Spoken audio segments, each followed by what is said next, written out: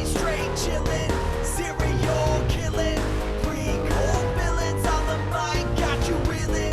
5-star rated from the floor to the ceiling. If you catch a 1-star, no time for feelings. Got a demon DJ on the ones and twos by the name Beelzebub, so don't get confused. So grab a seat by the fire, roast them all over two, and prepare to hear the legend of the straight chillin' crew. What up, nerds? Welcome to another redemptive episode of Straight Chilling, the weekly horror movie review show where you chill and we kill, slice, dice, and chop up yet another horror movie. My name's Bob. I'll be your host for the evening. This is episode number 301, recorded on Thursday, January 7th, 2021. Tonight, we're going to be talking about the winner of the January poll pick, which was Insidious. Before we get into it, let me introduce everyone else on the show.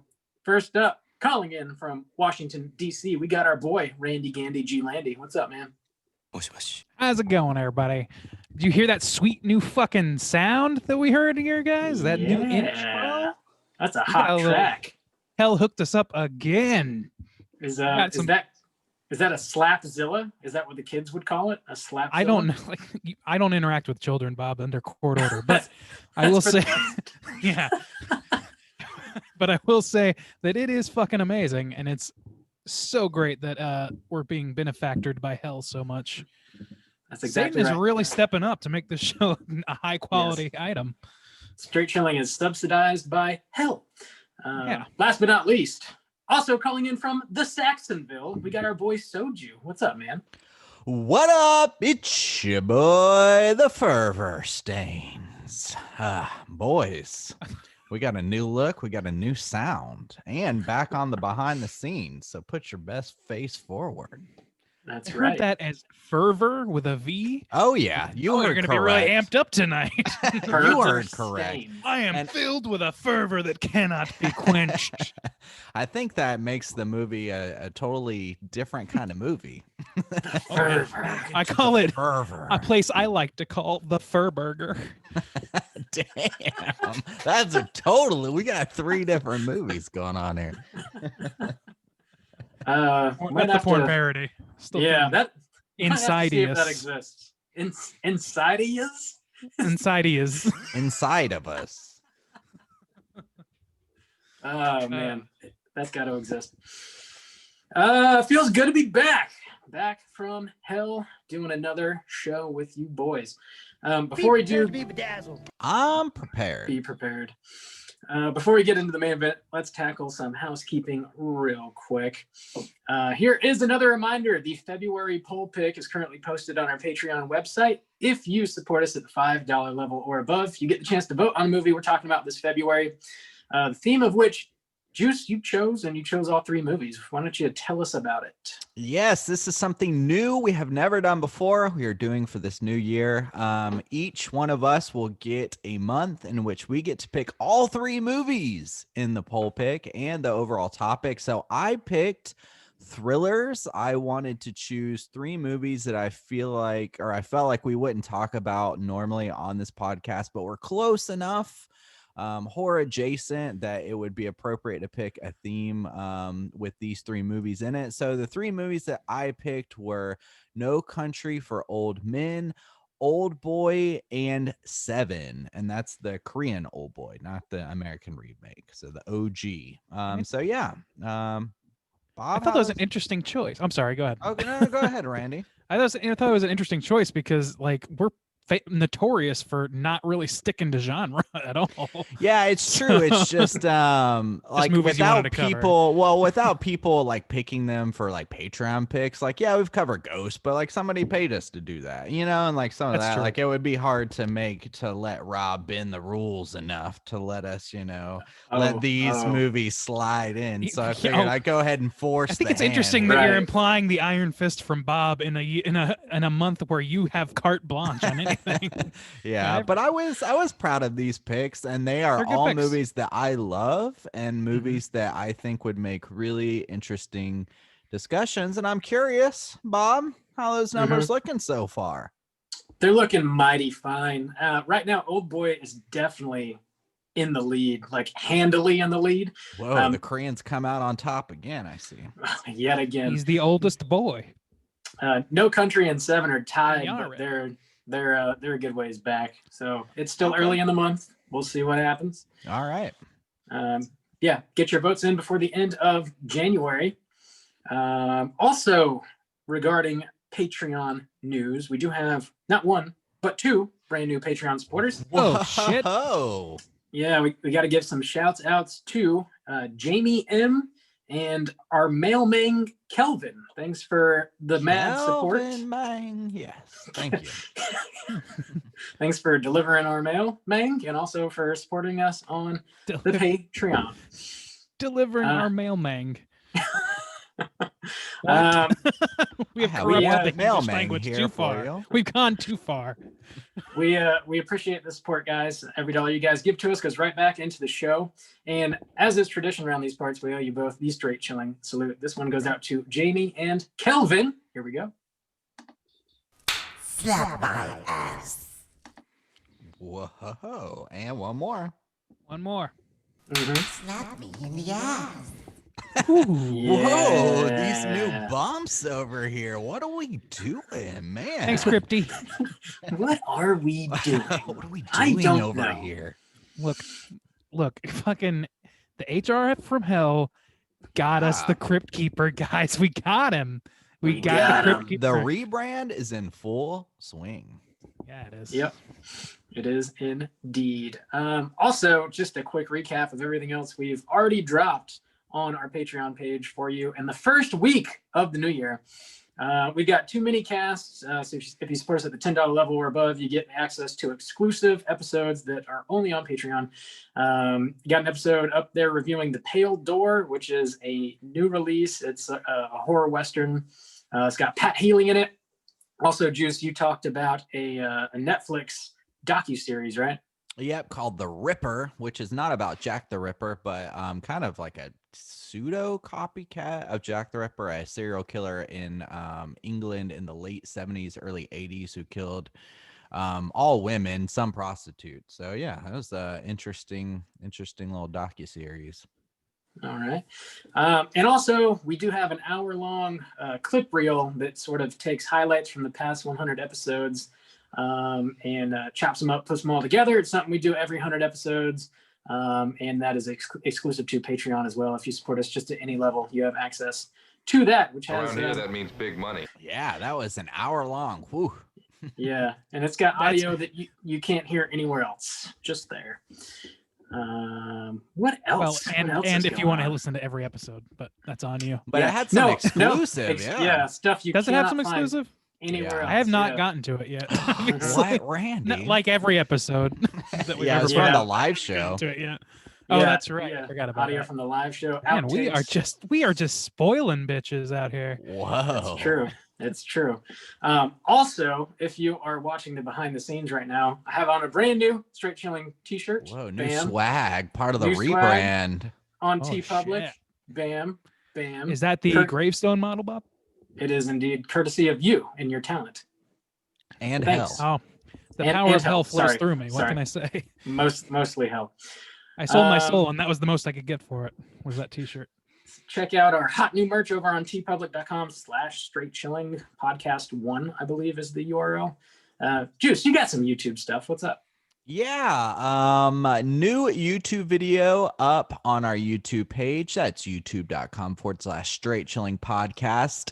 And it was another top 5 Tuesday this past Tuesday. And this time I talked about top 5 most anticipated horror films coming out in 2021, and that is also part of the rebrand. So flashy new look courtesy of Hell and Randy Gandy G Landy, of course. Oh And- God, yes, come with me. Yes, and also thank you to everyone who has been supporting us over on YouTube. We are like so close to hitting the 1,000 subs mark, and that's a big deal because we get a lot of extra perks that come with that. So if you haven't, hop over there and subscribe to us, help us hit that 1,000 mark. And yeah, there's going to be some new content going up there this year and back to behind the scenes, which is something we did for a while. We stopped, and now we're coming back for this new year.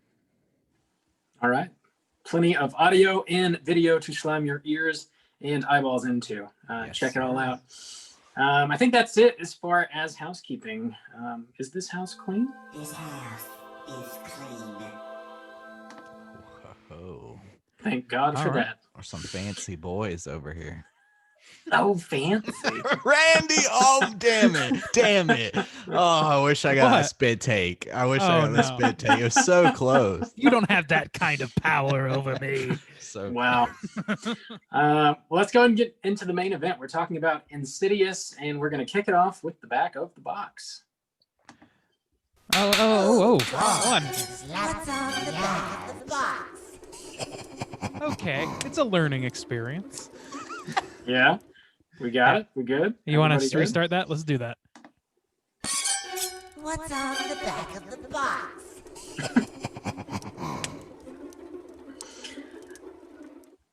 This is short and sweet. This is brought to you by. I love how, hang on, all of this is IMDb. like new to us as well. We're like, It's not to Oh. me. oh, really? Wow. Well, I Oh, think well, it Rob- kind of is to me, I guess. I don't know. We seem surprised, anyways. All right, I sorry, have- Bob. Back to the I- back of the box. I have heard these before. Yeah, Insidious from 2010. The synopsis, as brought to you by IMDb, is as follows. It says, a family looks to prevent evil spirits from trapping their comatose child in a realm called the Fervor. The fervor. Ooh, sounds like an energetic place. Lots of calisthenics and jumping jacks being done. There's a lot of things. Yep.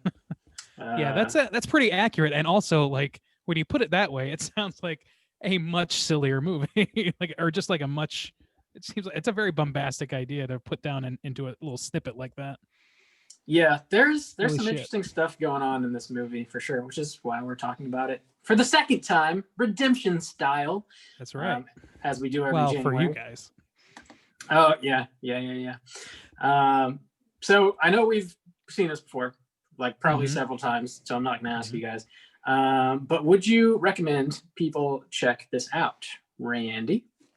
Yeah, I would. I think, like, I mean, I'll get into the reasons for that, I think, a little bit later, but primarily I would say that it's a pretty solid watch. I think that any horror fan's gonna watch this and get a little something out of it. You know, I've heard some dissent from people that don't really like it so much, but nobody's ever, as far as I've seen, said that it's like the worst movie they've ever seen or that it's a waste of time, as far as I know. So I think for a horror fan, you're gonna do a lot worse than this, or you could do a lot worse than this. I mean. Yeah. What about you, just? Yeah, I was surprised to look back, and according to the spreadsheet, I'm not sure how accurate it is with the early films, but this is like episode 9. I didn't realize it was so far back. Yeah. It was me. Yeah, Randy did miss that one. It was Yep. me, Bob, Jack, and Ross. And at the time, I rated it a 4. So I'm curious to see where I'll end up this time after our discussion. So I have seen it. It is a movie I'm actually very familiar with. I would recommend it. It's early James Wan, and it's in my mind. It sticks out as a movie. The Conjuring came out 4 years after this one, I think. But in my mind, this was like a turning point for the decade, you know, coming into like the 2010s for where kind of horror was headed. You know, James Wan was still fresh. He had only done, I think, like Saw before this is in the horror realm. So, And I Dead think- Silence. did he? I Yep. couldn't remember which one Yeah. came out first. Okay, Dead Silence. Did. Silence came out first. 2007. Okay. Yeah. So yeah, so early James Wan, when he was really kind of blazing the trail, and I think it's a staple in a way. I think it's interesting to now look back at it because we're almost like 12 years removed, which is crazy. Yeah, Fucking nuts. I know, but it really does stand out in my mind, and it is a movie I'm very familiar with, and I think it should be a good, interesting, updated talk about it now. You're only what, 11, Mhm. 12 when this came out? I know, so young back then, 12 years ago. So yeah, it's just 10 years Right. old for the time. This bit is as evergreen Totally. as Soju himself. Just keep it rolling. Yeah. Rolling. Bob, would Yeah. you recommend this film? You obviously reviewed it before. Yeah. Juice, you age like the child in The Mandalorian. Now that I've seen it, I can reference that fucking show finally. Whoa, I haven't finished Oh. it. No Oh, spoilers. now that you've Bob. seen it. Yeah, now that you've seen it, I cannot get your references from it. You're welcome. Mhm. So yeah, I feel welcome. yeah, you should.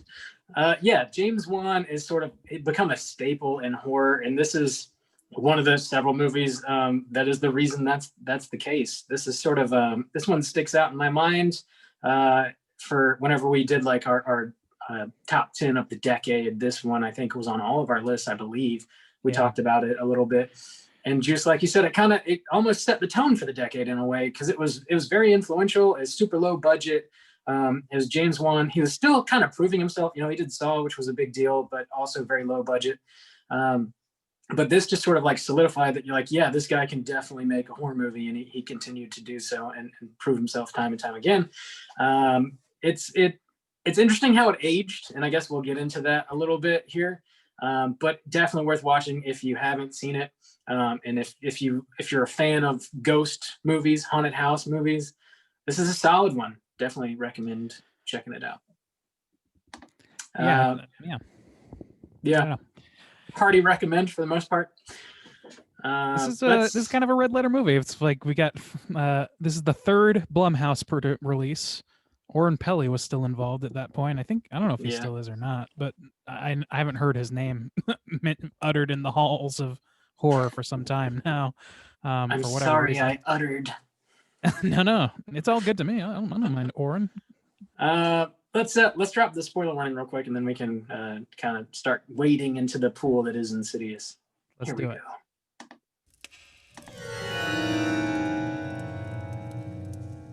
Spoiler warning.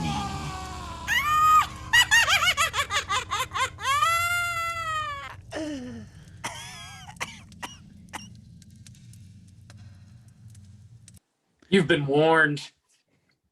I want to like start this conversation by reminding everybody, because I had forgotten that this movie is PG-13. It's not an R-rated movie. Yeah.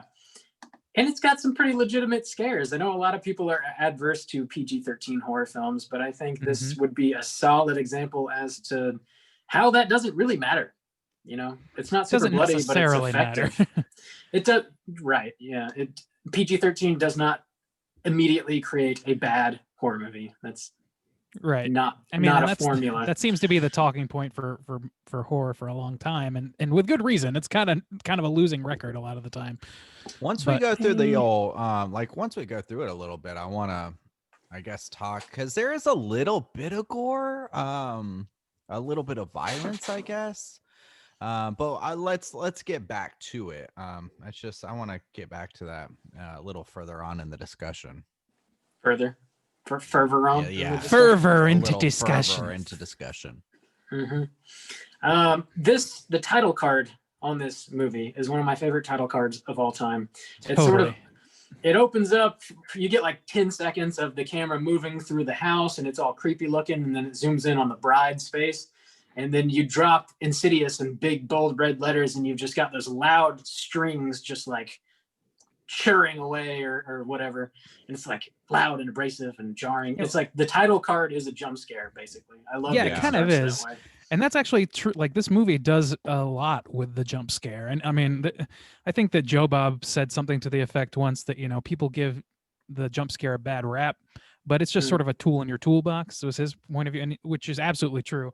And there are good ways to use it and bad ways to use it. And I would say that this movie does a great job with just about every jump scare it has, and not like making it so cheap. You know what I mean? And not having it really signal itself too early, at least from my experience with it. I agree. I don't know if you guys felt the same way. They feel earned for sure. And also he does a lot with like sleight of hand that makes his jump scares feel like they're not cheap. Like you might feel something coming, but it's not going to come from where you think it's going to come. It's still going to surprise you, even if you expect something. It's not going to be what necessarily exactly what you expect or how you expect it to happen. That's true. Like there's that bit with the kid. Is that what you were thinking of too? Where yes, there's a child exactly. ghost, which does a great job. This is the famed tiptoe through the tulips scene. Yeah. Well, one of two. One of Yeah. two. But we have what's her name? Renee. Renee, the lead, the mother of this family. She's at home alone doing her own thing, and there's this great shots where a ghost is hidden in plain sight, sort of thing, kind of predating the Hill House approach of concealing some ghosts in the background. And then you have this moment where she sees a kid who's like clearly a ghost. She's suspicious at this point. She follows the kid into a bedroom. She sees some shoes in this bureau that's got like a bottom area for shoes, and then like the cupboard. And she goes over and she pulls the curtain aside from the shoes area, and it's just shoes. And she's like, and then like split second later, the bureau bursts open and a kid runs by, laughing. a very doing the classic creepy kid laugh. And that's the thing. Like James Wan with this whole thing is he's not only like doing those sorts of things, but he's also using like really like broadly effective horror tropes, like the giggling kids or the creepy smile stare. You know what I mean? There's a lot of that shit going on in this movie. The weird way like people or like the ghosts move, some like where it's like they skipping jump scenes or whatever. Or they do sort of like The Ring, but without as much of the VHS distortion. It's just like snap cuts. Something I was thinking about in like the tactics that James Wan uses here, like it's very low budget, obviously, so he can only do what he can do. But he's basically using like the same like effects, I guess, like practical effects that like William Castle would use or something back in like the 50s or the 60s. It's just like people with face paint and like with holding their mouth in a goofy way or something, and they're just sort of like all of a sudden in your face, like out of nowhere. It's nothing super fancy. Like the Darth Maul demon here, I guess, isn't effective for everybody, but it still creeps me out at least a little bit. I don't know. It's in the way that you use it, as they say. It is. The It introduction always of that character was interesting. Yeah, it always was effective for me. This time I was watching this movie, since I'm so familiar with it, under a little bit more critical and analytical eye. And I came up with a couple of things I didn't really pick up on before. Me too, man. But the one thing about that one is I have heard the critiques, and even Danielle was on recently actually to fill my spot, I think. But when I was listening back, she had mentioned about Insidious and how she just thought it was very silly the way that this thing looked.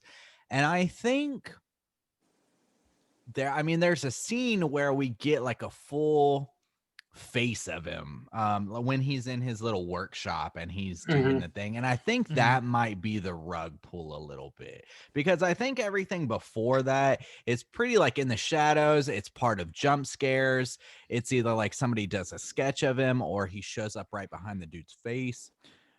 But that scene specifically, you're just like right in his face, and he's like and there's like some tropes too, like there's like some creepy puppets, and the tiptoe through the tulips is playing. I could see where that just wouldn't be sold for a lot of people when you're just right up in that demon's face, and some of these things are very just kind of tropey.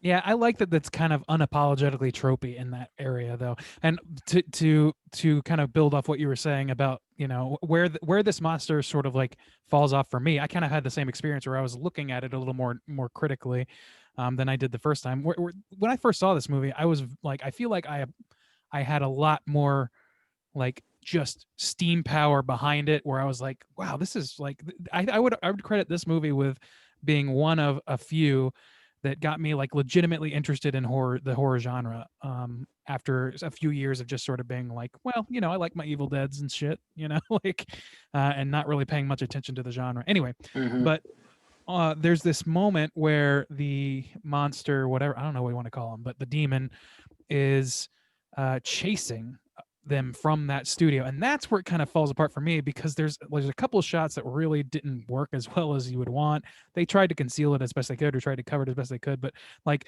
when the hooves start running and it's just a shot of the hooves, it definitely looks like a dude slamming down some prosthetic hooves. There's no weight, you can tell. Yeah, there's no It's weight just- to it. It looks like, you know, the fakery that it is. And then after that, there's this shot where they CG a little bit. They CG this monster clamoring across the walls, but it's not like, it's like he's doing it like you would expect a fucking anime character or something to do it, where he's like crushing through the walls. Yeah. And he's like somehow too slow to catch this normally running father and son through a and hallway. also too, he pops out and grabs the kid like from a closet, but then disappears and then appears underneath the bed, and it's like he's trying to get a hold of the kid. But that chasing, it just, from the physics and the logic of it, just doesn't make sense. Right. I would 'cause he, argue like, though, would have got him several times. yeah. I would argue though that like the one thing that kind of saves that, or like the one way I could reason that away, if you want to subscribe to this, you can, but you could say like this is a dreamlike state that he's in. This is The Further is more or less a stand-in for dreamland. So to have something that's chasing you, that's grabbing your foot, but you still manage to just barely get away, constantly just barely getting away. And even though you know that you're slower than this thing, you're still outrunning it just by a little bit. Like that's very dreamlike. That's very much in the realm of dream, being chased by something that you can neither escape nor actually be caught by, you know? So I don't know, you could rationalize it that way. For me, I mean, I can definitely see the argument that kind of like cuts logic a little bit down.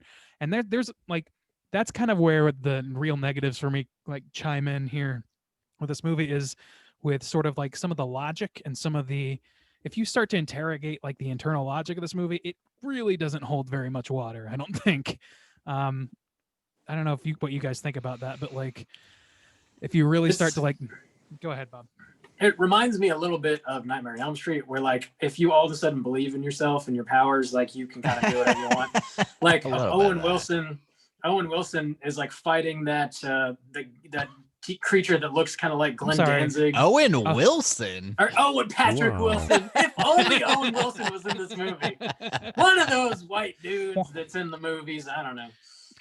Where he's like getting his ass beat by this Glenn Danzig looking ghosty, and then he's like, "Get away from me!" and pushes him. Yeah, and then he Kamehamehas his ass away. Yeah, he does. Which is stupid, because then immediately following that is when he has to deal with the demon, and that never comes into play at all. Yeah, it really is just the world building does suffer here. And the thing about this movie is,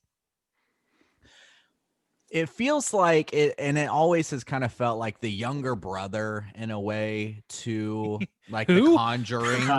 Yeah, The Conjuring. Yeah. And it's got, the thing about this is it's got more bold and unique ideas than maybe what The Conjuring has. But the craft suffers here a little bit, like the world building and the logic behind that, when you have to create your own world. And that's kind of the problem of coming up with unique ideas. You know, The Conjuring is more, you know, it's a haunted house. Yeah. But when you're talking about like the fervor and what are the rules here and astral projection, you want to step away from just the typical haunted house, which is interesting. But you have to back it up a lot more, and they skimp. They definitely do. And I felt it when he was like, "Oh, you're alive, so you can push this guy away." It's like, okay. And things like that. It definitely also, it makes, to me, this, watching it this time around, it made the imagery inconsistent. Like there's no real theme, you know, like, oh, there's a creepy person with a crazy smile, and then there's like an old-timey kid, and then there's this like Danzig motherfucker, and then there's like this Darth Maul demon, and in each area they really have like all different feels, because like when you're in the demon's lair, it's like very gothic and dark. It looks like some Bobo ass like fucking metal music video. It's a Tool video. Yeah. But then it is when kind you're of the boiler room from Freddy. But then when you're Yeah, in like yeah. the house, it's got this like retro 50s, feel to it. And you're Just like, what's dark. like what is the aesthetic supposed to be here? I See, think I don't have it's a problem with supposed to. I think it's supposed to be a form of purgatory where like all these bad spirits end up, and that happens over the course of however many decades, and they're all from different parts of the country, the world, whatever. I don't know. It's the further. It's where all the Sixth shitty Sense souls rules, go. but also Yeah. there's a demon, and that's that's Darth And- Maul. Yeah. And demons Yeah. demons like to live in Tool videos rather than in 50s houses. I mean, to me that makes sense. It's like you're going into these people's private houses, so to speak, or private domicile, or their environments, their native environments, and it's tailor made to that particular entity for whatever reason. Mhm. That's what it looks Yeah. like for him, for the demon. Whereas the other people, they're just people that are, like Rob said, in purgatory. I don't have a problem with that so much. It's not really like the world building, it's the explanation. It's almost like they give, to me, I disagree. I think that they give too much. There's a lot of exposition from Lin Shaye in this movie, which is necessary to some degree because, like we said, I love that it's a unique idea or whatever, but she adds enough of it to hang themselves, I think, because they do things like, oh, you're alive, so you have the power to push this thing away, but the kid somehow doesn't have that power. He never uses that power. And then you've got shit like, oh, these things are just clamoring to get into your empty vessel. Your son is an empty vessel right now because he's wandered away from his body in the fervor. But then, like a few scenes later, the demon is literally lifting him up and like puppeting him, his body. He could just jump into the body, couldn't he? Because we saw at the end of the movie that all you gotta do is run fast enough to the body. Well, and right? also I want to bounce off that idea because part of the exposition is they want to get into the body, but it takes a lot of time and energy. And it's like, okay, that's fine. I can understand that. But then Patrick the Wilson ending gets of taken this right movie, away. yeah, legit, that motherfucker gets taken with like a snap of a finger. And it's like, okay, well, where does that fucking logic lay here? Since you pointed that out, like as you were saying that, I came up with another reasoning that you could use, but if it is the case, is poorly defined. Let's give it that.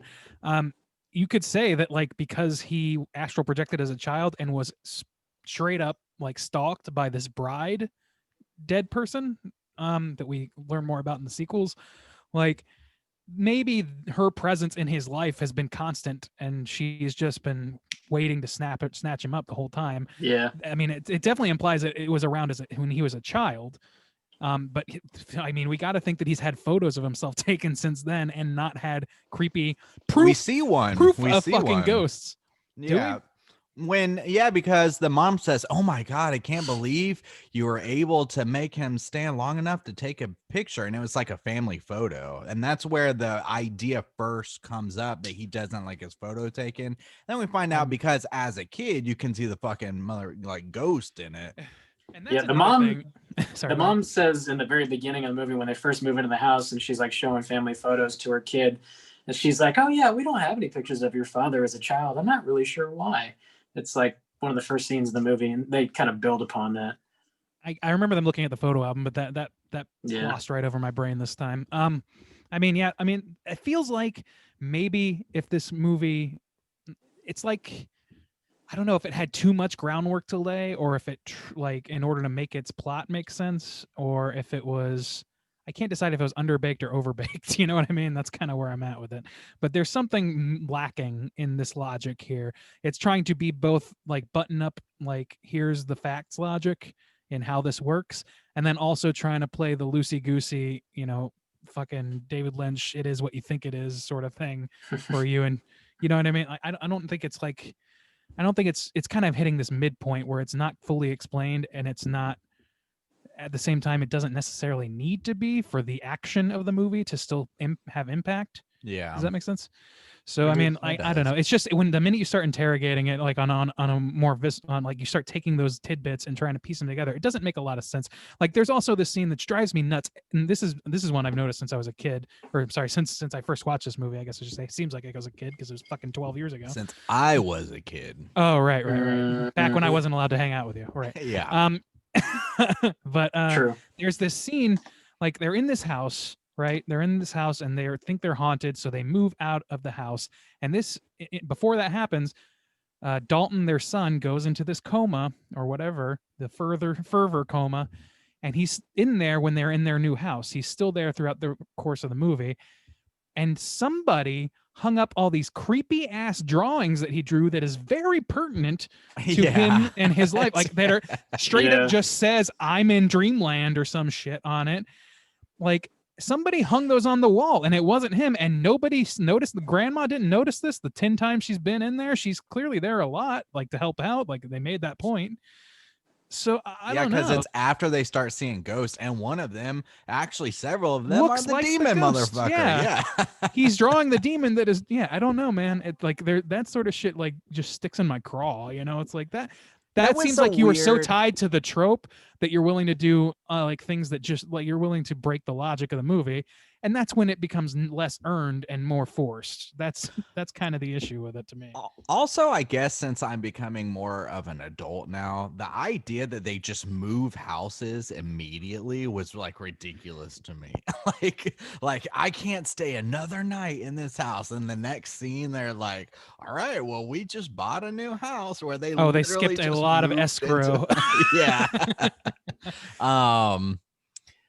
Especially And because he's a fucking school teacher and she is a musician who is not working. and So all how the that fuck are they affording this? Exactly. That also bothered me too. That when they're coming back in the fervor land, the dad just abandons the kid, and also this kid is in a Yeah, house he that does. he's never actually been in Right. before, and he's just supposed to know where his fucking And he room gets lost is. on the way to his room, and that leads to another standoff between him and the demon. And the dad just totally leaves his kid. There was a bit where He's I like, was "Oh, just I'm like, tired, dude. You don't have a body. You are a specter right now.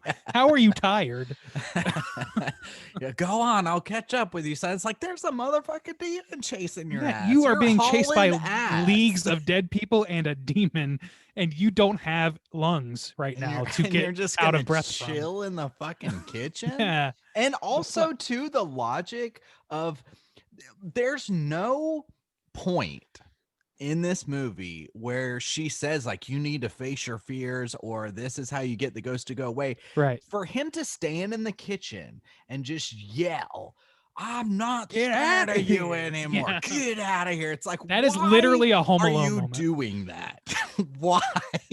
That is literally Kevin McAllister is saying, "I'm not afraid anymore." Yeah, there's like, It's like, why are you is doing this that? I agree with you, man. I thought the same thing. And Tim, like, if you're right though, if Elise had at one point said like you have more power when you have less fear or anything to that degree, then that might have, maybe it would have made sense for him to stand off, or maybe if the thing was standing in the way and he's like, go around the other way or some shit like that. But instead he's just like, "Oh, I'm tired. I'll catch up with you, Dalton. Or I if he know had that to I came into an sacrifice alternate himself- dimension to save you, but Yeah. you go ahead and run away." Or to sacrifice himself like for his son, like, "Oh, I'm gonna take Right. this on." But no, he just puts his son down and it's like, He "You can't go on." Kamehameha the bride for some reason, so he just ends up getting like I feel like that's him trying to, though. Like he realizes that he's stronger than these dead people and Maybe. is trying to banish her the same way, but it doesn't work for some reason. She's too strong. but she uses dream logic against him that I guess like to get him to swap places with her and be outside of the house instead of inside. Whoa. Like that's a cool shot. I give him that. Yeah. But again, it feels like, okay, so wait, where are the boundaries of this place? Like what is the logic here? This is just a thing they can do too. They can like straight up like pull fucking David Copperfield shit on your ass. What is this? Hey, what happens in the fervor stays in the fervor, baby. Apparently. See, I'd and be this is stroking. I go to the fervor for stroking. I like this movie a lot though because it does shows like Juan's interest in creating these distinct kinds of ghosts, and we see that later on where it's exploited, with like the fucking nun and bullshit like that. But you get to see, I feel like this is a more unpolished, experimental, James Wan, where we see like in The Conjuring, like, okay, it doesn't have as many like unique, crazy ideas, but he hones his craft in more, like the story. This is a nice midpoint for him. It is. And like, and it's nice to see as like a benchmark too, because I think he improved on like a ton of things. Like another thing that bothered me about this movie, which I know exists in The Conjuring and I can see it in my mind, but I hated the color grading on this movie this time around. It's the only time that's really bothered me. But Yeah. I know when I think about The Conjuring, I know it's just got this kind of general sickish greenish tone is like what I associate with this one, even when they're not in the fervor. So they like crank up the saturation when they're in the fervor, but when they're just even in their regular house, there's this like aqua like overtone that like bothers the shit out of me. And then when they're in the fervor, it's just like bright on like aqua, and I'm like, what the There is fuck? this shot. There was this shot of Renee. Like, this is actually the same scene with the kid where the Tiptoe and the Tulip starts playing. She happens to be taking the trash out or something outside, and we're looking at her from inside, outside of an open window. And it's broad daylight. It's like mid-afternoon sunlight, but it looks washed out and blue because of the poor color grading. I think you're right about that. And like later on, I would say that the 50s house has its own color grading, and then you got the Demon's Lair, which is oversaturated or is crazy saturated.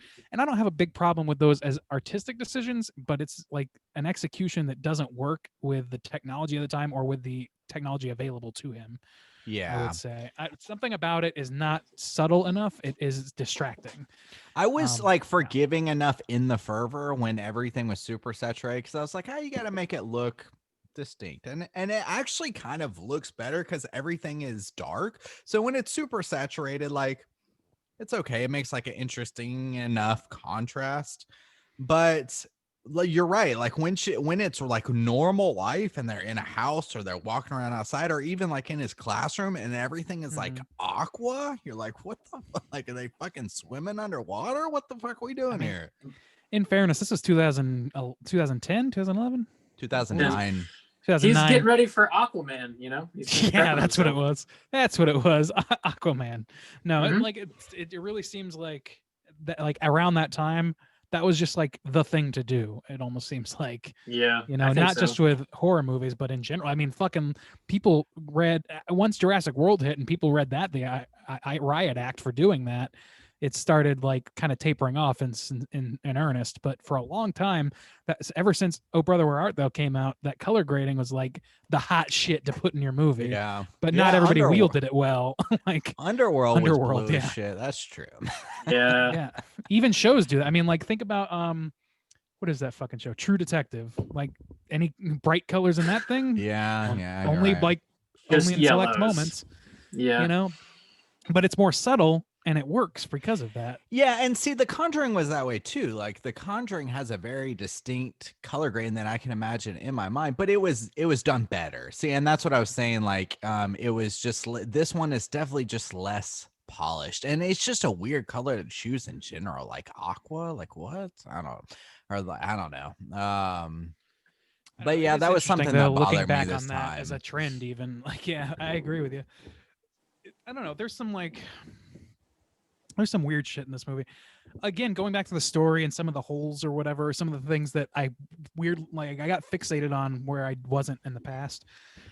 Elise and Josh's mom both have multiple very clear images of actual dead people. And they don't do anything with that. They just let the world continue thinking there might not be an afterlife and all this shit for decades. None of them get like I would be so mad if somebody showed me pictures like you've had fucking photographic evidence of life after fucking death and you've been keeping it to yourself. Fuck you. Why didn't you start your own television show where you investigate paranormal bullshit, you know? Dude, Travel Channel or at least show people like, okay, so this is proof that what I'm doing isn't bullshit, so you don't have that fake out scene where Josh is like, no, I've had enough, which is so clearly like a fake hurdle to cross over so that he can have that moment of seeing the kids' drawings that are meticulously art directed child's drawings. I mean, there's some like very like Justin said, there's like incredible amounts of love given to these tropes. Like these are classic tropes. They're being taken seriously, and on that level, I kind of respect and like them. And I think like with the effective jump scares, it works out pretty well. But on the other hand, they're also a lot of times really forced. A lot of these things, like I was saying earlier, it's like he really wants to get tiptoeing through the tulips to work in the scene. So he's gonna make sure tiptoe in the tulips works. It for the works. scene. I think another sort of trope they play with in this movie, and they kind of add something original to it, is they visit like the seance trope where everybody sits down at a round table. Dude, yes. They contact Let's talk Dalton. about that. Yeah, it's a strong scene in the movie, and Elise has all these like homemade gadgets that she uses, and in this scene she busts out this gas mask, which is really creepy, and it's got this like tube connected to some headphones, and Specs, who's Lee Winnell, who wrote this movie, is wearing headphones, and she whispers, to the demons or whatever, and she says what they say back, and he's just transcribing it basically. And shit gets out of hand in the sequence, and they all get blown away from the table. It's I don't know, builds tension really well. I found it to be pretty effective. I actually had a different experience with that this time than ever before, which was in the past I've watched that scene and been like, oh, this is pretty cool. And this time I watched it and I was like, this is fucking dumb. I don't like this. I don't like this.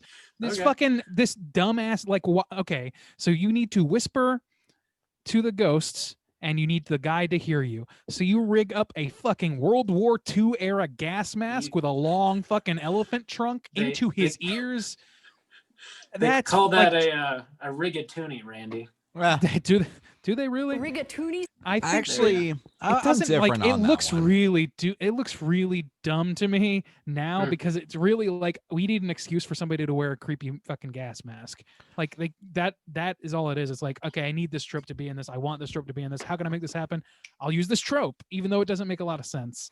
That's the kind of the problem with a lot of that shit to me. I think they set that up well enough, and I think this is where this movie actually kind of shines. I get that sentiment. But even before, they were showing this guy walking around with his gadgets, and one of them is an old, like those old toys where like you can see little pictures or whatever. The viewfinder. Yeah, the viewfinder. Yeah, and he's turned it into a way to like see ghosts, and they kind of explain it a little bit. So I like the homemade feel of a lot of these gadgets, and I feel it's where this aesthetic kind of shines, where like James Wan had these kind of cool ideas and where they came through. And I like the idea of the gas mask because not only that, we have other gadgets in the background where the lights are flashing to pick up changes in like, I don't know, the atmosphere and shit like that. Temperature and light or electricity. And so to me, it made the world stronger because it made it seem like things that we don't typically see in exorcist movies or haunting movies or things like that. It made it feel more like homemade, like if this were in real life, this is how we would have to piece these things together. We'd have to be innovative. We'd have to like use it. You ever hear of a tin can and a string? Like, I don't think you need that gas mask, man. I think that's all aesthetic. But I just I like that it better than a Ouija board and some candles. You know, it's a little. I different. agree. I like, and that's why I originally was drawn to it, because this is not a normal seance in a seance movie. It's playing with the trope, and it's using other tropes, pulling tropes out of the toy chest to sort of like make sort of a new amalgam, and that I like and respect. But I just feel like looking at it now, it's like, yeah, but is it effective in its own right? To me, like it is to some extent, but it's not as much as I used to give it credit for. I would say. I think that it's like again, like it's that thing of it, if you interrogate it for more than a second, it doesn't really make a lot of sense, except for a person making a movie who wants it to look cool. Like, yeah, and that's, I mean, which is a job to his credit. Like, again, like that's that thing. But like, if you're trying to build this as a realistic thing and then have fucking multiple sequels based around these concepts, I mean, it's not very sturdy ground, in my opinion. Sturdy enough. Apparently, I mean, yeah, I mean, you can. Movies. There's 5 fucking Silent Night, Deadly Night movies, so yeah, there's you can build land on water if you have to. Each one better than the last. Oh yeah, definitely. That's the definitive line on those movies. Yeah, I don't know, man. I think that like I know that might not be, it sounds like that's not what you guys think, and that's fine, because I certainly used to have a stronger opinion of that scene. It just sort of hit me weird this time. Like, okay, the light bulbs flashing, I think that's an interesting way of justifying that happening, even though it's like, again, it's like writing to the end point instead of writing to meet an end point that you want and a desired outcome, rather than writing organically what makes sense. It's writing to the it's writing the ending first, which in some cases works fine, but for when you can actually see that that's the case, or it feels like that's the case, it kind of bums me out. It doesn't really, because it kind of like, I don't know, it makes things more difficult to, rationalize to me. Yeah. So I don't know.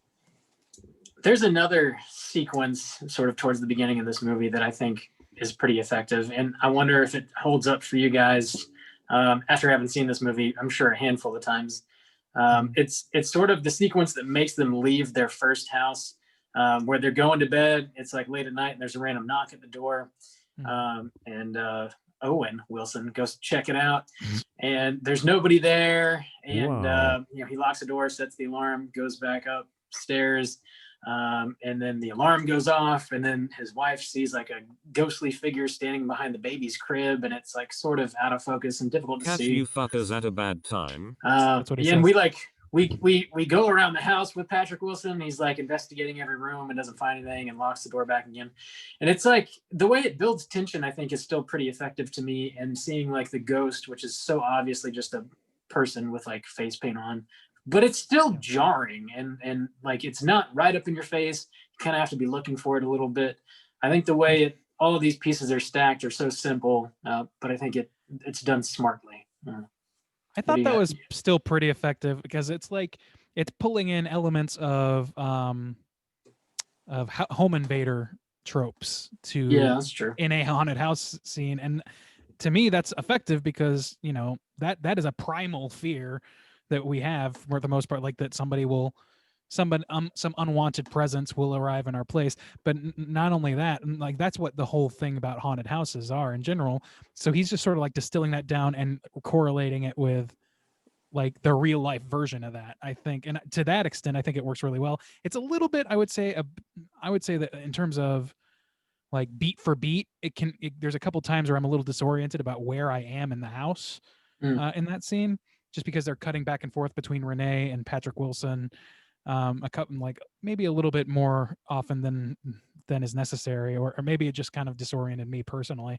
But it was a little bit disoriented, and not to the extent where I would ding that scene for that, but it is worth noting, I would say. Yeah, it was weird because this is one of the times I watched this movie where I was like, oh shit. Some scenes that I thought were coming actually exist in Insidious 2.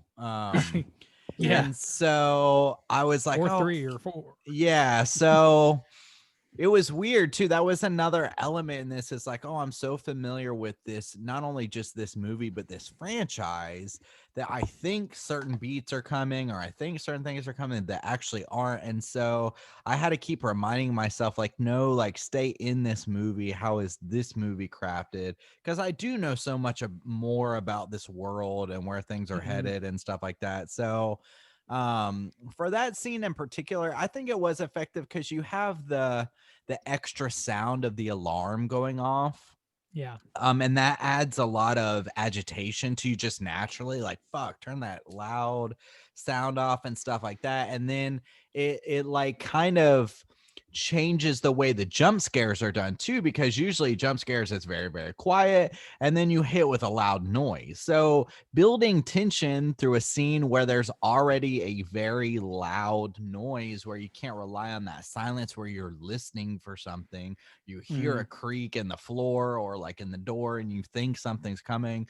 That's pretty interesting. That's an interesting idea. And so I still like this scene. I still do too. Yeah, it's pretty solid. There's one part of it that I thought was like, weirdly, I just recently watched like the last season of Breaking Bad over again for like the 12th time or some shit. And there is a scene that is very, very similar. I don't want to spoil anything about that, but there is a scene that is pretty similar to, in blocking and the way it's set up, to Renee opening the door to her infant child's bedroom, and there being a person standing there kind of like on the other side of the crib. It's Danzig. Screaming Mother. It's Glenn Danzig. Sorry. Yes, it is. Yeah. So I mean, I had that flash in thinking about that. They're not related, but they're using the same sort of tension, the same blocking, the same sort of like style to describe the tension of a mother walking in on somebody, looking over their child that they don't want to be there and don't know is there. It's pretty effective. Like that shit still works. That's like a classic thing to do.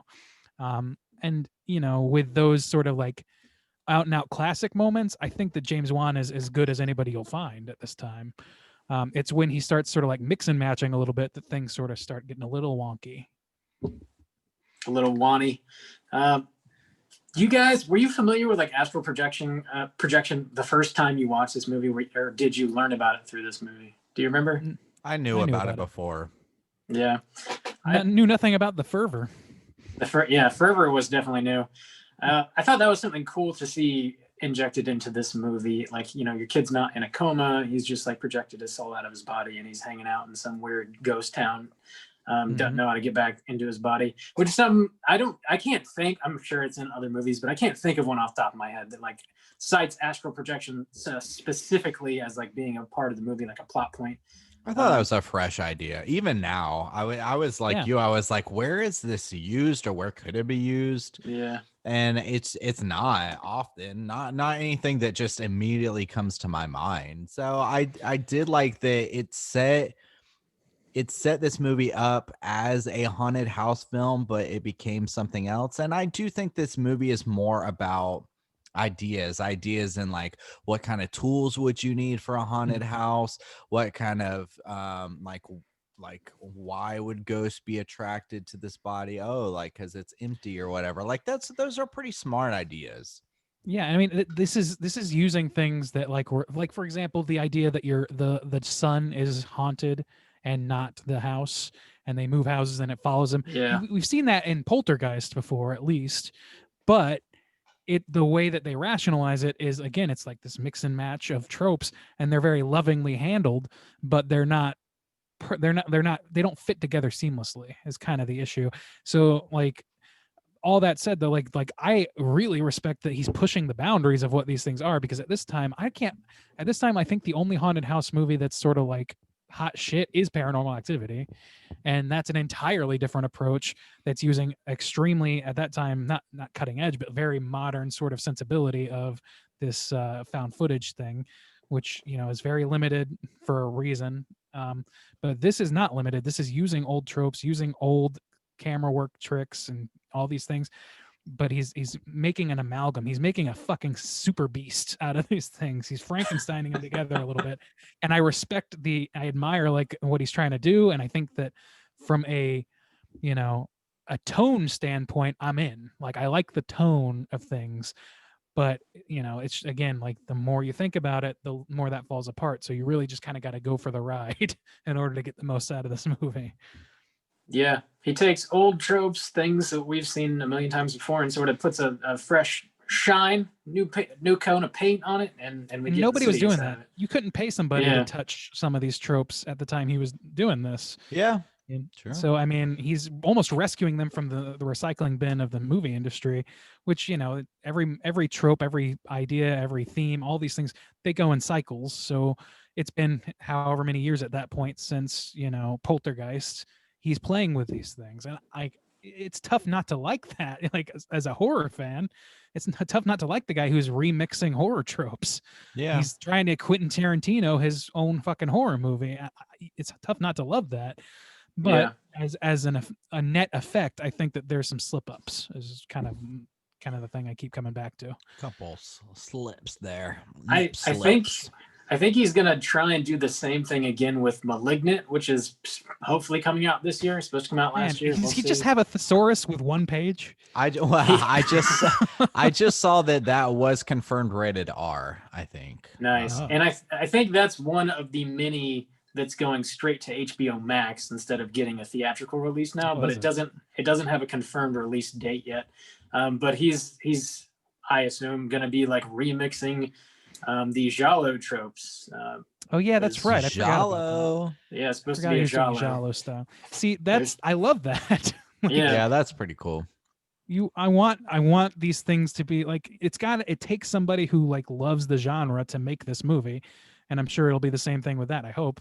So I mean, and even things as simple as like the smash cut of somebody going from like staring at you angrily to staring at you with a manic smile, like those things are really effective, and they're things that, like I said, wouldn't be touched past the 80s for a while. Like, you couldn't really get those kind of scares until he started making like Dead Silence, and then he kind of like extrapolated that into this movie.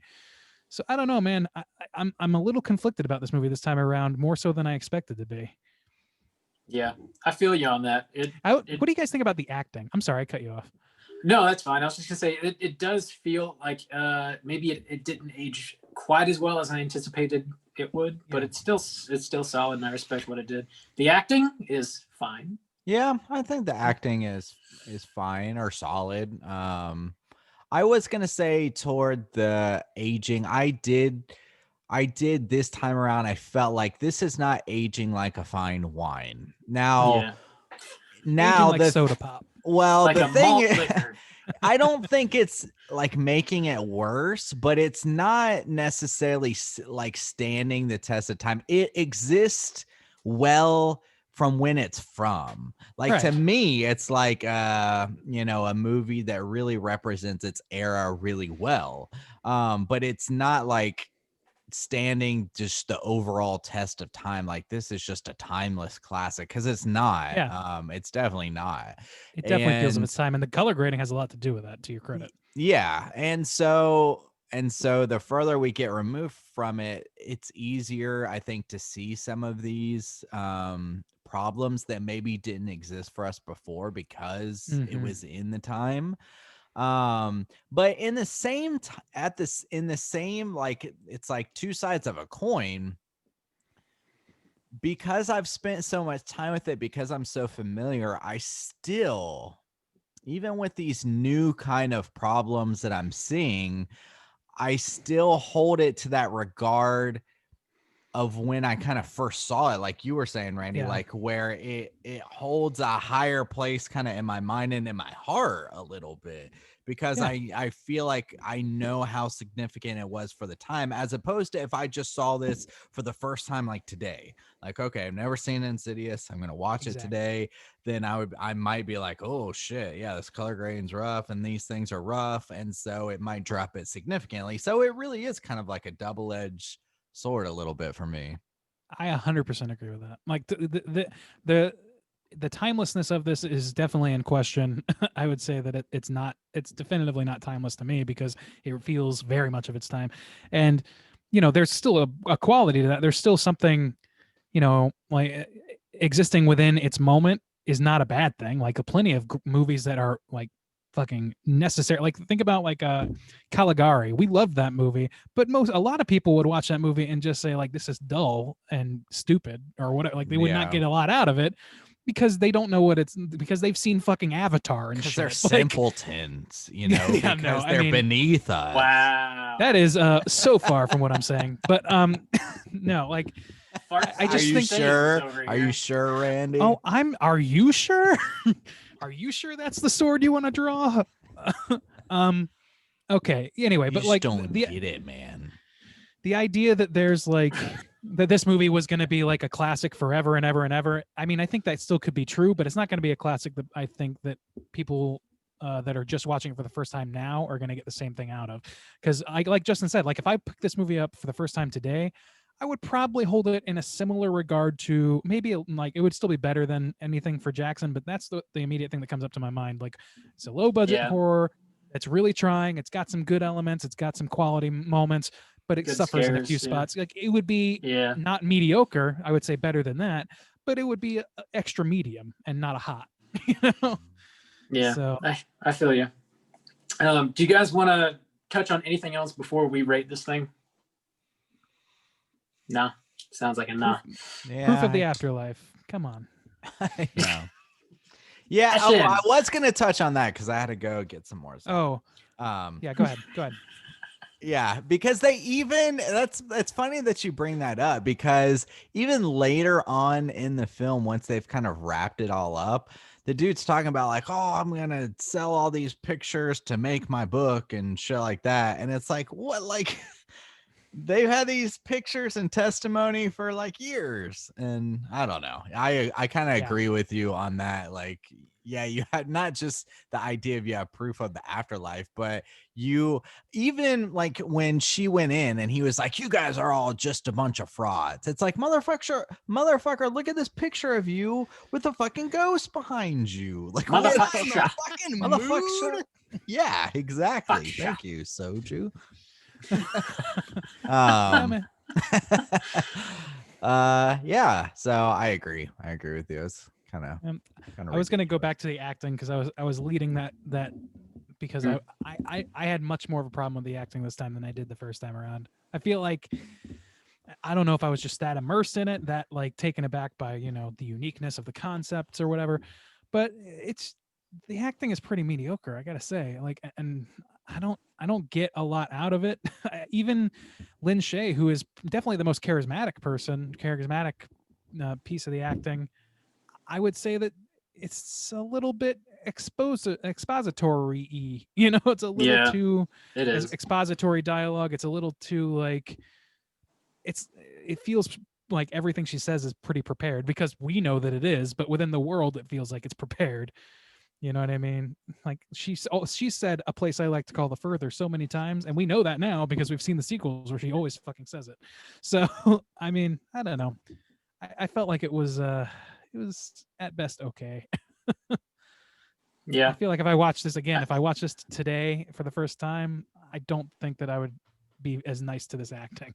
I agree. It feels decent. Not bad, but definitely not outstanding. It's I fine. thought the Yeah, it's relationship serviceable. between the husband and the wife felt the most, Yeah. like kind of relatable, I guess. But there's Yeah. not much. Like you got some kids, and they like you know that even that extra kid who's not like the main one, he does Who's in like one solid. scene. Yeah, and then Lin And a Shaye does infant that good. disappears. And actually, the two techs, like they have a pretty good like solid little Ugh. banter between them. I don't know. No, I've always kind of found that a little forced. Like it's very much Specs trying to and be a Tucker. I Yeah. kind of this like guy's their name's back and forth. Specs. I I mean, I kinda like like that they're it too, trying though. to do that, but it feels like Rosencrantz and Guildenstern, where it's just like, okay, we Yeah. need two bickering lowly It's like R2D2 and C3PO shit. Like Yeah, Yeah. we need yeah. low ranking, I mean- which is fine, but like I don't know. Again, it's an idea of like, is this trope really working in this setting the way that they wanted it to, or is it more of a distraction? And to me, this time around, it felt like more of a distraction than it ever has. I enjoy their comedic back and forth, and I also appreciate that Tucker's just slamming a hot pocket. I mean, respect. Dude, that guy is eating. That's like a 5-bite hot pocket situation. It's a 5-alarm 5-bite hot pocket. Dancing with the devil right there. Oof. Yeah, you are, buddy. The Satan butthole must devil. be stopped at every opportunity. The butthole It's devil. gonna explode that shit. Says Devil of says buttholes. Justin. Is there Justin's like over there specific slamming demons? pizza. The way that Yeah. like in Catholicism you have specific saints for Saints. everything. There's specific demons for everything. Like The old butthole this is the patron devil. demon of buttholes. His name is Yep. Hot It's gonna Pocketus. explode that shit. I will say, yeah, for our very like our back to behind the scenes, this also just became a little bit of a mukbang video where I just pounding. Oh, that Bob the sounds whole hot. time. Oh, Pounded Around what? here, that What are you- means big money. What are you pounding the whole Pounding time, Justin? za. Also, since I'm Wow. back in the States, I actually get to have adult beverages for our cast now, which you know, it's nice. Oh, Bob. Yes. Yes. Yeah, yes. still learning the new placement of the bumps here. Oh, Bob. It's our first show, everybody. Be kind. Let's rate this thing out of 5. Juice, why don't you kick us off? How you feel about Insidious yet again? So it's crazy to think that like 6 years ago or 6.5 years ago now, we reviewed this, and at the time I rated it a 4. It was split, a 4 for me, a 4 for Bob, and then the twins both rated it 5s. And I can't movie does hold a special place in my heart, and I feel like even in the realm of horror, it's a staple in certain ways. I appreciate the ideas it's bringing. I appreciate the different outlook it's trying to have on a haunted house kind of type of movie. Like Randy was pointing out, like just kind of knocking those tropes on their head, or not even that, but kind of like mixing and matching them a little bit.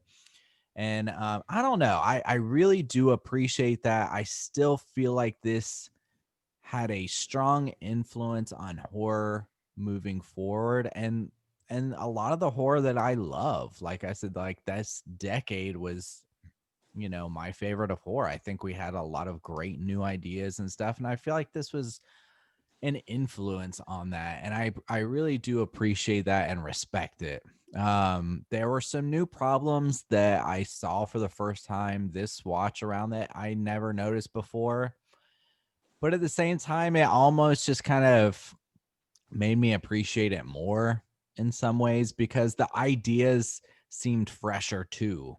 As we're starting to get into some more like kind of treaded ground, like you start to see how these trends evolve, and you start to get tired of like certain flavors of the time. Like this really was trying to do fresh things, and then in a couple of years that were like weren't like so great necessarily for horror, or even just for film in general. I think Insidious still holds up well for me. So I'm still like I'm not gonna take it to a 5 because it does have problems, but I'm not gonna take it any lower either. It still holds up for me on the whole. So I'm gonna keep it at a 4. I'm keeping it at a 4-star. All right, 4 stars from the Juice. I didn't know what I rated it last time. I didn't look it up, but did I spoil it? Shit. I know now. Yeah. Yeah. Also, some like quick tidbits about this. This is only your second time on the cast. Was the original Insidious? Yeah. And it was only my first episode. It was my first episode ever that I couldn't be there. Yeah, it was like on the spreadsheet, it shows as episode 9, and the pick before that was, for some reason, it was like pick 8, and it was my first pick, which I knew I missed like the first few episodes, but I was like thrown right into the rotation, and I picked the old Canal. I thought that shit was hilarious. There was also some early mismanagement of files, I think, where some of those may not be in their proper place in the early Okay, 60s. that's what I was thinking, because it's very possible that they're not in correct quite to order. me, because I like, it's funny to think like I picked the Canal first, but I don't think I did. So we didn't start keeping track of the shit Who until knows? like episode 200. Yeah, okay, so Well, no, I mean, I didn't start a spreadsheet until like episode 200, and I think those Yeah. first 60 we just had after we did a hiatus, and during that hiatus the order of it just got completely okay, lost that makes more sense. Okay. Yeah, I feel like we had the spreadsheet before that. I don't know. I may be off on that too, but it was like early in our new run. Yeah, early I want after to. the hiatus that we implemented that. We've had that since like 2015, for sure. I remember like going back and collecting data for it when I had a desk I made that for job. you for part of your Christmas gift. I remember that. Oh Thank you. yeah, I do remember that too. Yeah, but anyway, that's neither here nor there. This movie is super influential. It's super enjoyable. It's got some really solid scares. I appreciate that it takes shit that we're all familiar with and sort of breathes some new life into it. Even if some of it falls a little bit flat, I think it's got some serious like ingenuity going on here. And James Wan is just super creative.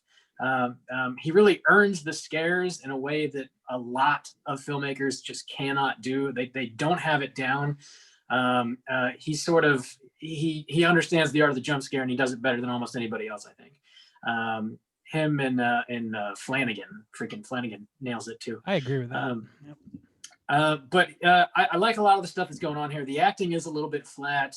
When they do start dropping in some of the CGI work towards the end, it doesn't land because I just don't think they have the budget for it, which, it is what it is. And when you get the big flood of like ghosts and demons coming into the house at the very end, where like the further's just blown the fuck open, I don't really like that either. The movie's like sort of subtle, and it kind of like creeps along And I think that's kind of where its strength lies. And then when it sort of blows the lid off at the end, where you get the CGI like demon crawling on the wall and like the house just becomes totally overwhelmed with ghosts, that's where it comes off the rails a little bit. It bites off a little bit more than it can chew, which I get wanting to do that. You know, it's the finale. You want to make it, big and flashy. But I just don't think they totally have the means to pull it off. And I think that's more visible now than it was, when this movie came out 10 years ago, 11 years ago. It because of that, and definitely because of the acting, I think it doesn't age quite as well as I anticipated it this time around. I was like, yeah, Insidious, okay, it's going to be great. And it was a little bit less than great, I think, but it still managed to scare me, which is hard to do. And I've seen this movie, I don't know, 4 or 5 times probably, and it still like actually kind of scared me. So my hat's off to that. I am going to dock it a little bit. I didn't know this, but I know it now. I'm going to dock it a half point and give it a 3.5 out of 5. So, Randy. Wow. Randy, what you think? So I don't know that I disagree with any of your individual points on this. I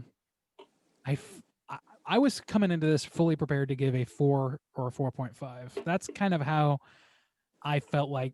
That's what I felt that I would give this movie based on my previous experiences with it. But I sat down and I watched it as, probably more critically than I have in the past.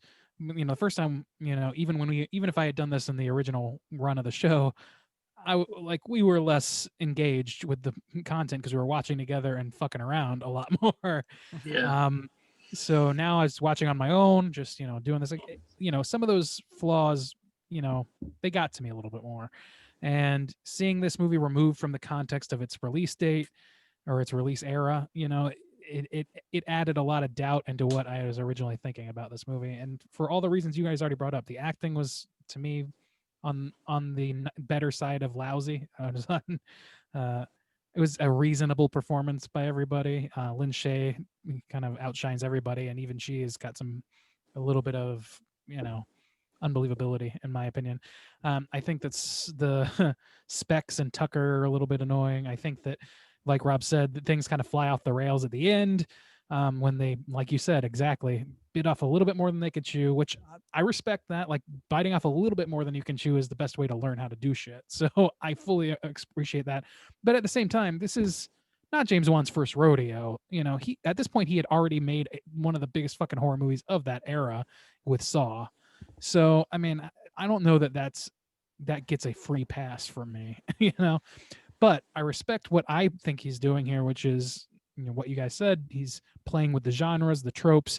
He's taking the haunted house, the monolith that is the haunted house, and then pulling out cubes and ideas and putting in new ones and trying to make it function. He's making a fucking Rube Goldberg device out of these tropes, and I appreciate that. And also I appreciate that he doesn't go like full blast like throwbacky the way that like actual Quentin Tarantino does. That's it. That has its place, don't get me wrong, but I appreciate that somebody is just taking these things very seriously and at face value.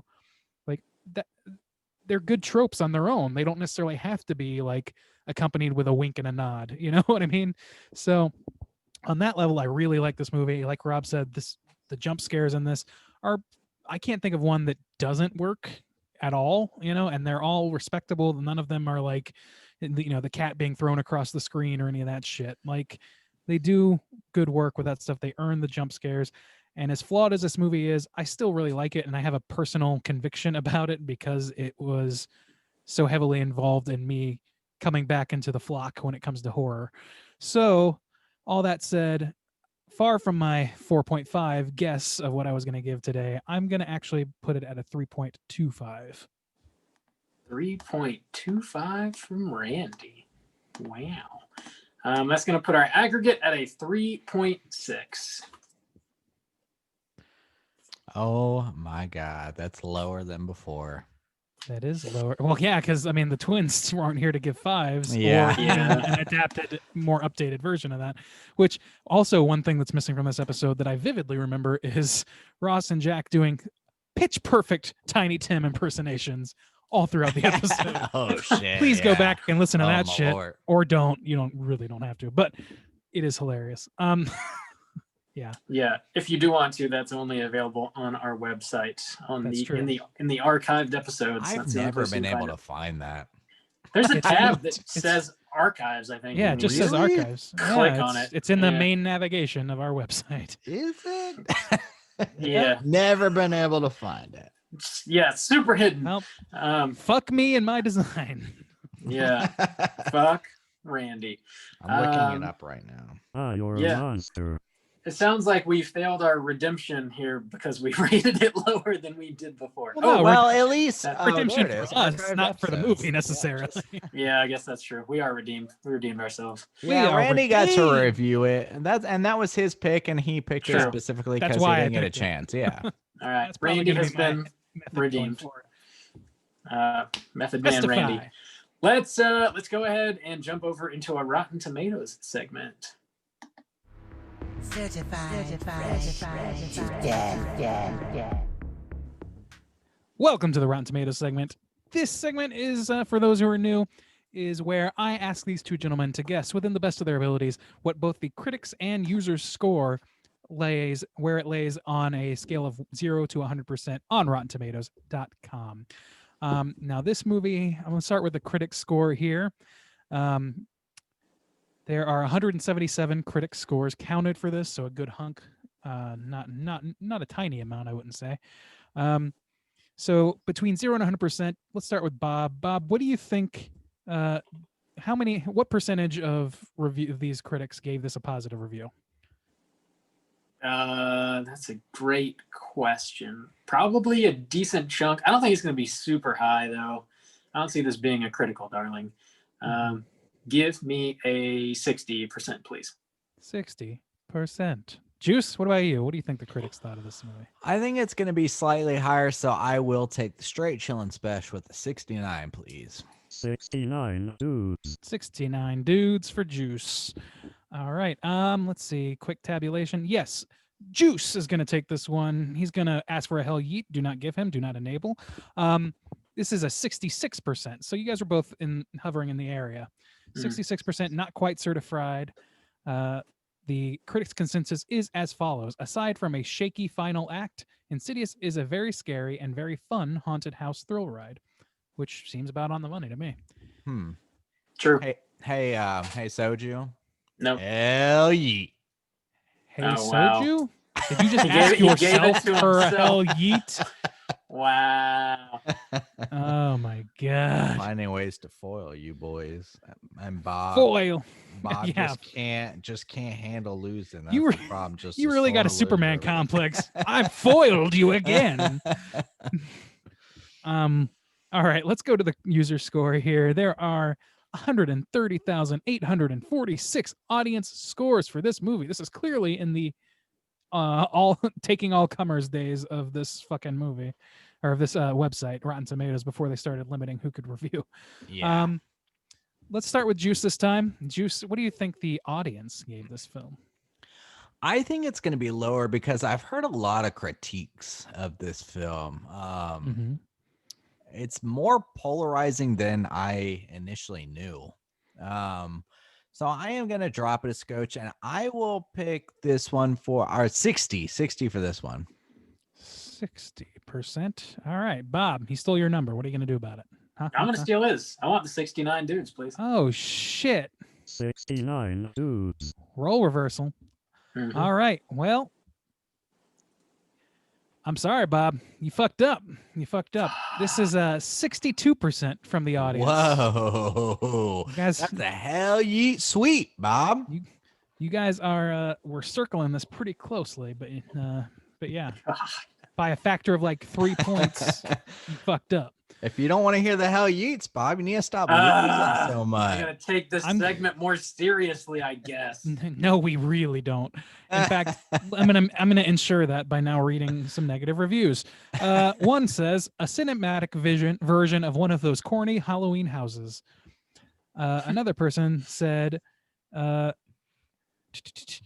if the film was attempting to be more than just a horror movie, it doesn't work on that level either. I don't know what either is in reference to, but Meaning yeah, it I doesn't think work it's as a horror trying- movie or anything else. I'm pretty sure that it's trying to be a horror movie too. I don't know. Yeah. Yeah. Brutal. Yeah, the people who were not kind to this movie were certainly not kind. So yeah, there James you go. Wan is swimming through his pile of cash. He's fine. I mean, He made yeah, it. Yeah, he's gonna make it.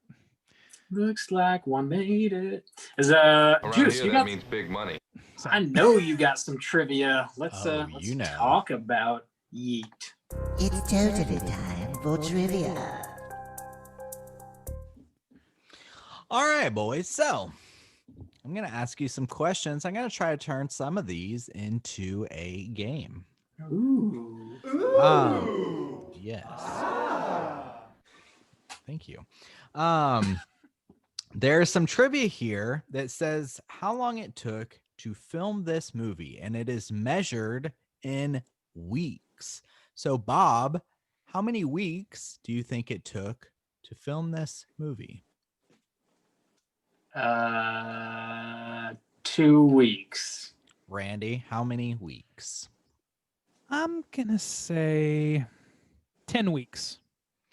Rob's gonna get not a ding-a-ling, but he is the closest. The film was shot in just 3 weeks. Wow. Yeah, it seems really short.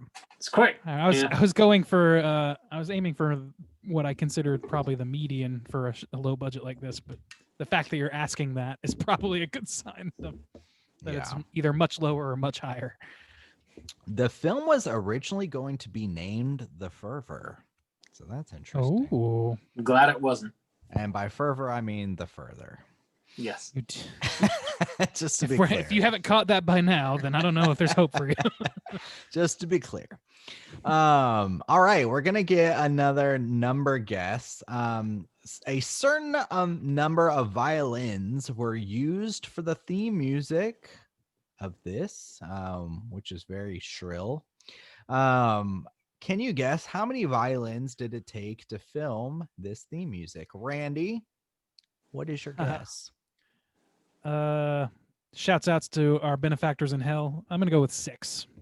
6. Okay. Robert, how many violins did it take to film this theme music? I'm gonna go with the lucky number 13, please. 13. Rob is going to take it again. Neither of you were close. 33 violins were used, to record this theme music. That's nuts. Well, la-dee-da. This is something we know a little bit about. There was an We do? Yeah. Oh, okay. The next thing. Okay. Yeah, the I was next like, I thing. know nothing about Violins. I fiddle every day. There was an Insidious themed maze at Universal Studios Orlando yeah, there was. for their annual event of Halloween Horror Nights. The maze Yeah. was based on the 3 Insidious films released at the time. Can you guys guess what year was that maze released at Halloween Horror Nights?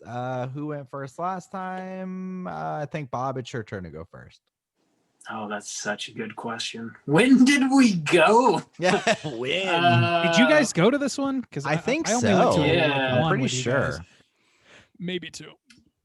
It might have just. I think it was the twins, Juice, and myself. There was I think one that's the time where I one- went for like one house and then I had to go because I had to. We work also at camp. rode Transformers.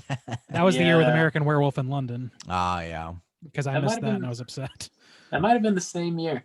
That was the year that Jack got the shit scared out Oh of him by yeah, a I zombie. heard that story. He was talking shit to a zombie, and then the zombie fucked him up real good. It was so funny, so funny. I don't know, man. Like 2013. Okay, I don't remember. 2013. Randy, I'm gonna say 2015. that's gonna be a ding-a-ling. Randy, 2015 was the year. Yeah. All right. Thank you. Thank you all. Very good. Ding-a-ling. Oh, thank you. Thanks. Thanks. At around the 30-minute mark, when Josh is in the classroom, on the chalkboard behind him, the name James Wan can clearly be seen, as well Yeah, I as a saw that. drawing of Billy the puppet from James Wan's Saw from 2004. Yeah. Also with the number 8 written under it. The rest of the names are the actual names of people that worked on the film. I guess all that's written on the board. What's up with the number 8? Do you guys know? I don't know. I feel like there was some significance to it, but I can't think of it. There were only 7 Saw films up until they extended it past 3D, right? 3D was supposed to be the end point, right? And that was 7. Yeah, and Jigsaw was 8. Was part 8. Jigsaw was like they forced an 8, right? Yeah, Okay. it's like a weird. So I was gonna say maybe it was prequel like thing. we're gonna make Okay. 8 Saw movies, but I mean that doesn't. Maybe, yeah. I don't know. I don't know. Number 9 this year, probably. Whoa, hopefully Anyways, Spiral. yeah. Ethan Spiral. Hawke turned down the role of Josh Lambert, which ultimately went to Owen Wilson. Owen Oh, Wilson. Owen Yes, Wilson. that is correct. Wow. Actually, Patrick Wilson. Okay. Let's do one more game style trivia. Lin Shaye. Lin Shaye has appeared in another film about okay. Okay. So this is not, I don't like how this is phrased, but I want to complete the game. So the second time Lin Shaye appeared in a movie about the afterlife, or this is the second time Lin Shaye appeared in a movie about the afterlife. Can you guys guess the other horror movie film that she appeared in where she plays a high school teacher? Is yeah. very similar to this. For who sure. gets to go for pretty you su- guys both are gonna guess it. Rob, you take it. And maybe in case I'm wrong, I'm gonna let you take it. It's Nightmare on Elm Street. Is that what you were gonna say, Randy? It's not actually. Oh, Randy. I was Okay. thinking of Child's Play 2. Child's Play 2. Okay. That might have been another lady though. So Rob is gonna get the dingling this time. Lin Okay. Shaye appeared in a movie about. See, I didn't like how they said about the I forgot that she was afterlife in because that. that's not really about the afterlife. No, it's not. And Yeah. neither, yeah, The reason you Um, said that though is the reason I went with would have gone with Child's Play. 'cause yeah. Otherwise, it doesn't work either. But yeah, and we just covered A Nightmare on Elm Street, and we were all like, "Oh, there's Lin Shaye." She Yeah. was talking when Nancy like does her freak out or whatever, Yeah, and she hauls passes ass. out. And Lin Shaye is in so many fucking horror movies, but she like this is the Mhm. only one I can think of. The first one I can think of where she was played such a prominent role. yeah, Like yeah, Yeah. because she was in only just like one little scene in Nightmare on Elm Street. But all Yeah. right, good boys, that was a good, fun little trivia. Nightmare on Elm Wow. Yeet. Got a couple ding-a-lings. Couple of dinglings. Yeah, we do. What else do we do on this show? It's time to go hunting. Let's talk Cooter of the Week.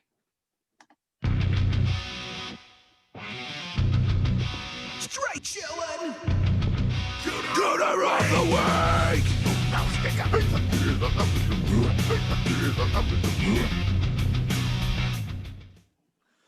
all right. Wow. I don't even know what to say I about think that. Hell Yeet maybe. Probably, I think that's appropriate. I think in this case, Hell did provide. So Hell gave us some yeets, I guess. I don't know. that what was the means. yeet that we've been promised from Hell for so long. Juice, what's a cooter? What are we doing? Well, Bob, let me tell you, Cooter, it's a character type and a straight chillin' exclusive. Exclusive. Cooter has to hit 3 of these 5 points to be considered a Cooter, and we are looking for the Cooter who has the most points to be considered Cooter of the Week. So, the 5 points of Cooterdom are smug arrogance, sexual deviance, manipulation, overall look and attire, and overall patheticness to form the pentagram of Cooterdom. Boys, who are we taking to Cooter Court this week? I feel like there's not an immediate answer that jumps out in this one.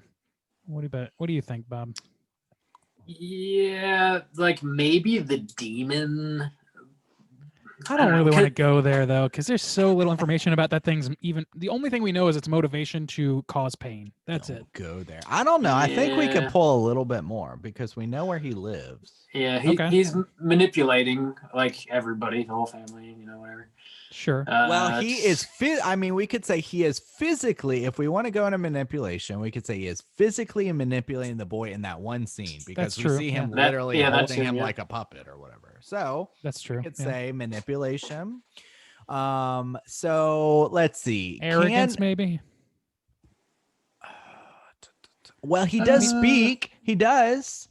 Yeah, when they're doing the seance and he is speaking through Lin Shaye, he's like, I'm gonna Yeah. rip out your innards and I'm gonna Yeah. like fuck your bud and all I'm- kinds of crazy stuff. He says that. He I'm does gonna say not that. call you later. PG-13. That's I'm what gonna he says. ghost your ass. I'm gonna unfriend you.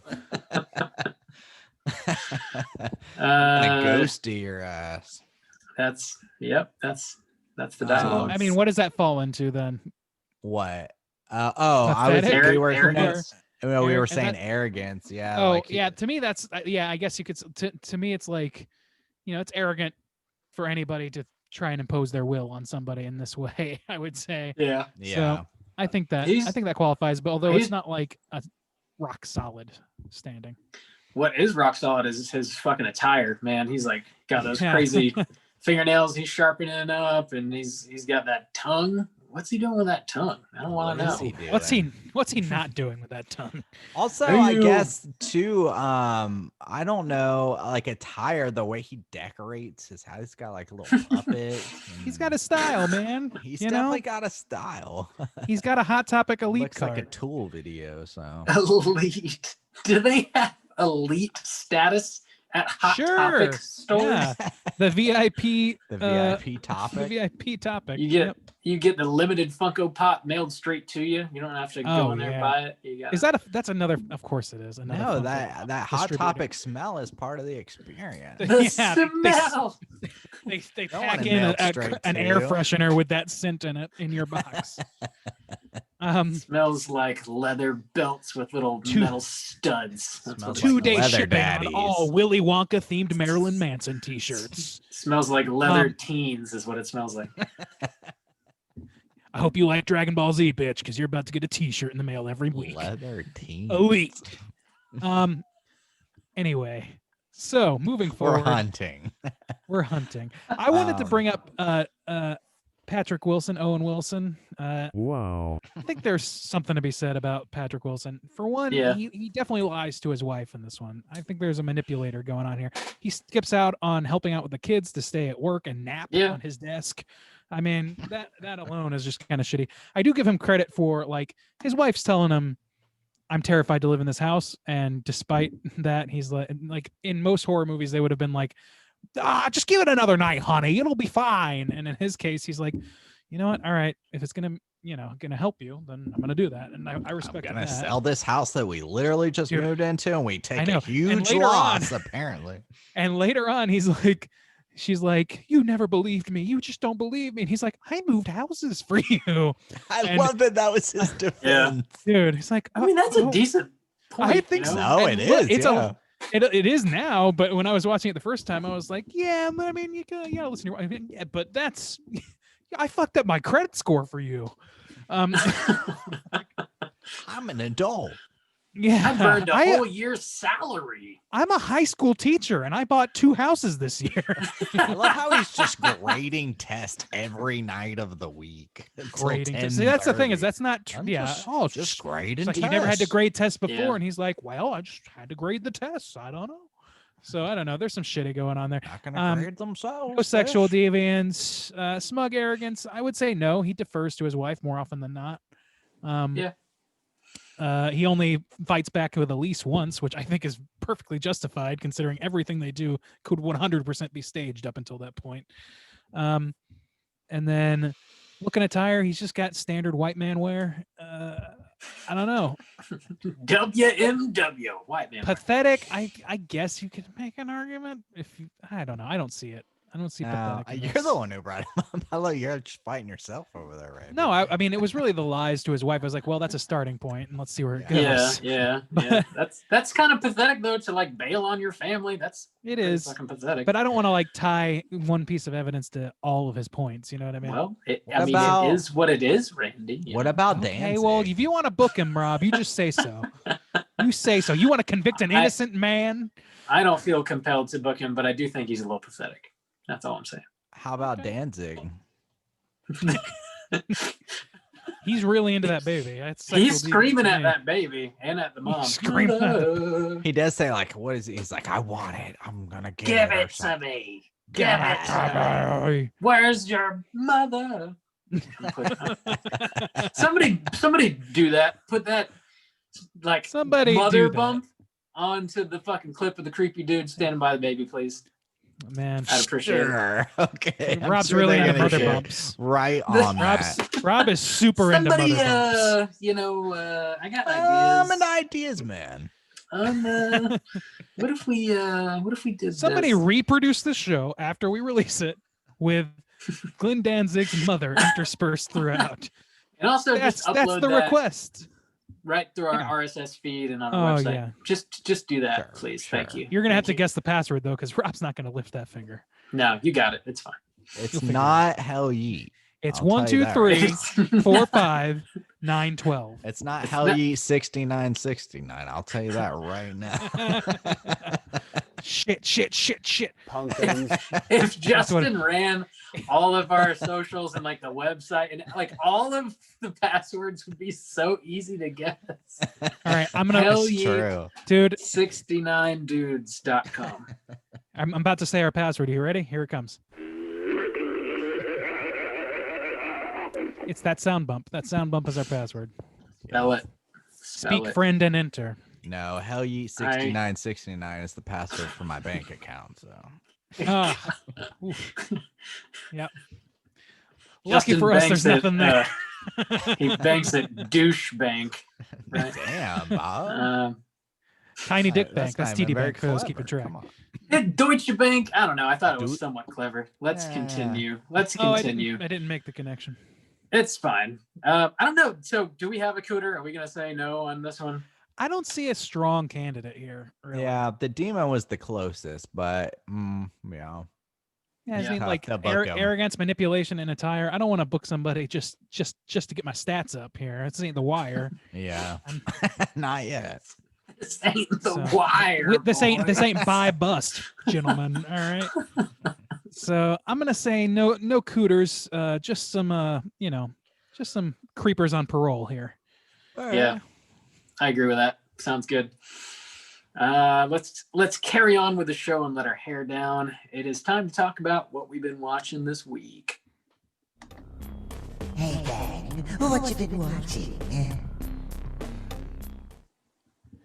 Randy, what have you been watching? It's been quite a time since we did this segment. We skipped the last 2 episodes because 1, we were dead, and 2, we had to do a retrospective.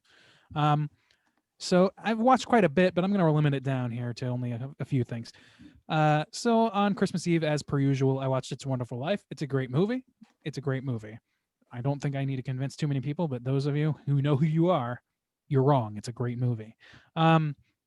I finished up The Queen's Gambit finally. That was an exciting trip. I think that show is so fucking great on so many levels. Anya Taylor-Joy is spectacular, but it wasn't what I expected, though. I thought it was a little bit like, it was less of a, I don't know, like it feels like less happened than I expected to happen. You know, I feel like there was going to be a, not so much action oriented, but like a much bigger devolution of character at some point than we got.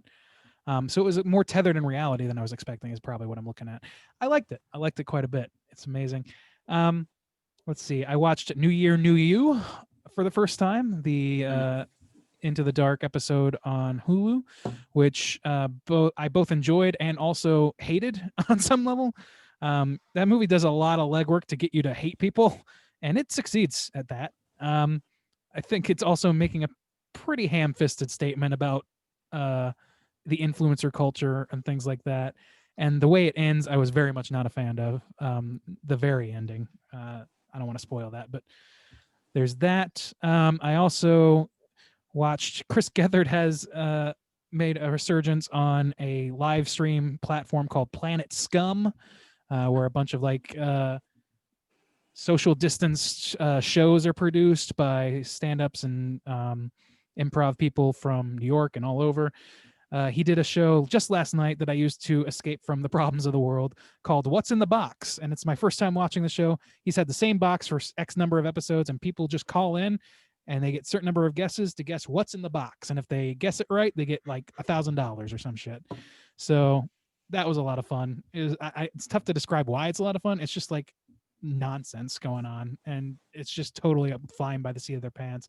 And then last but not least, I'm kind of late to this party, I think, but I discovered a YouTuber called Scott the Waz, who is a gaming, like sort of nostalgic gaming YouTuber mostly.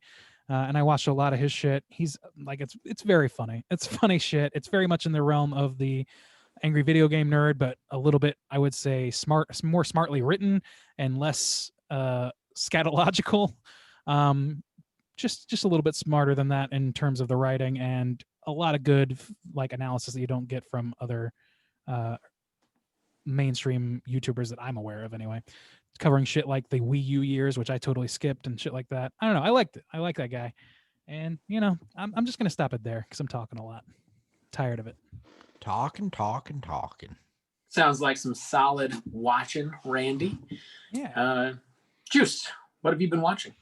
Dude, it's been so long since we did this segment. I could talk about shit I was watching on the plane ride. Watch Uncut Gems.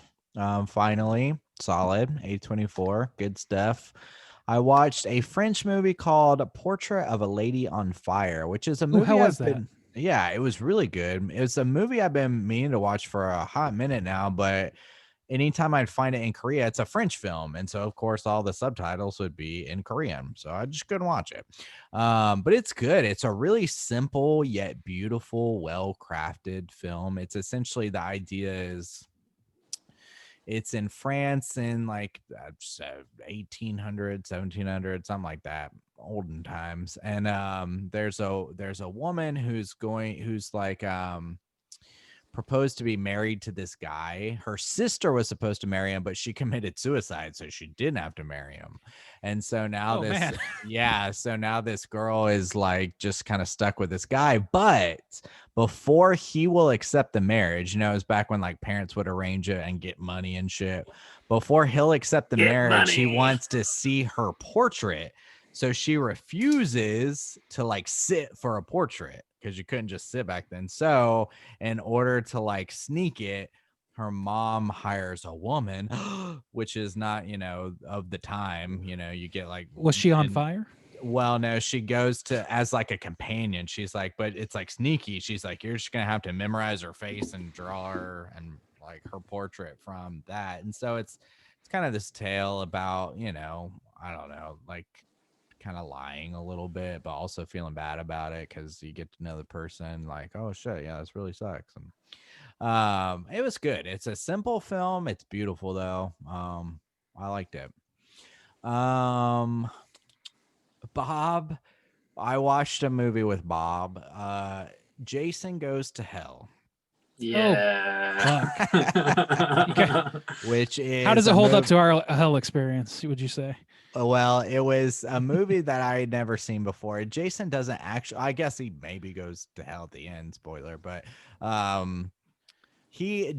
my God. Jason Voorhees takes on being a parasitic worm that transfers through people's mouths and kills them. Monster.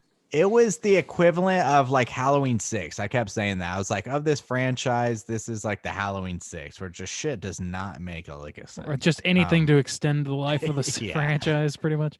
Yeah, except they didn't have Paul Rudd to save it, unfortunately. Oh my God, they just had brain worms. Movie. Yeah, okay.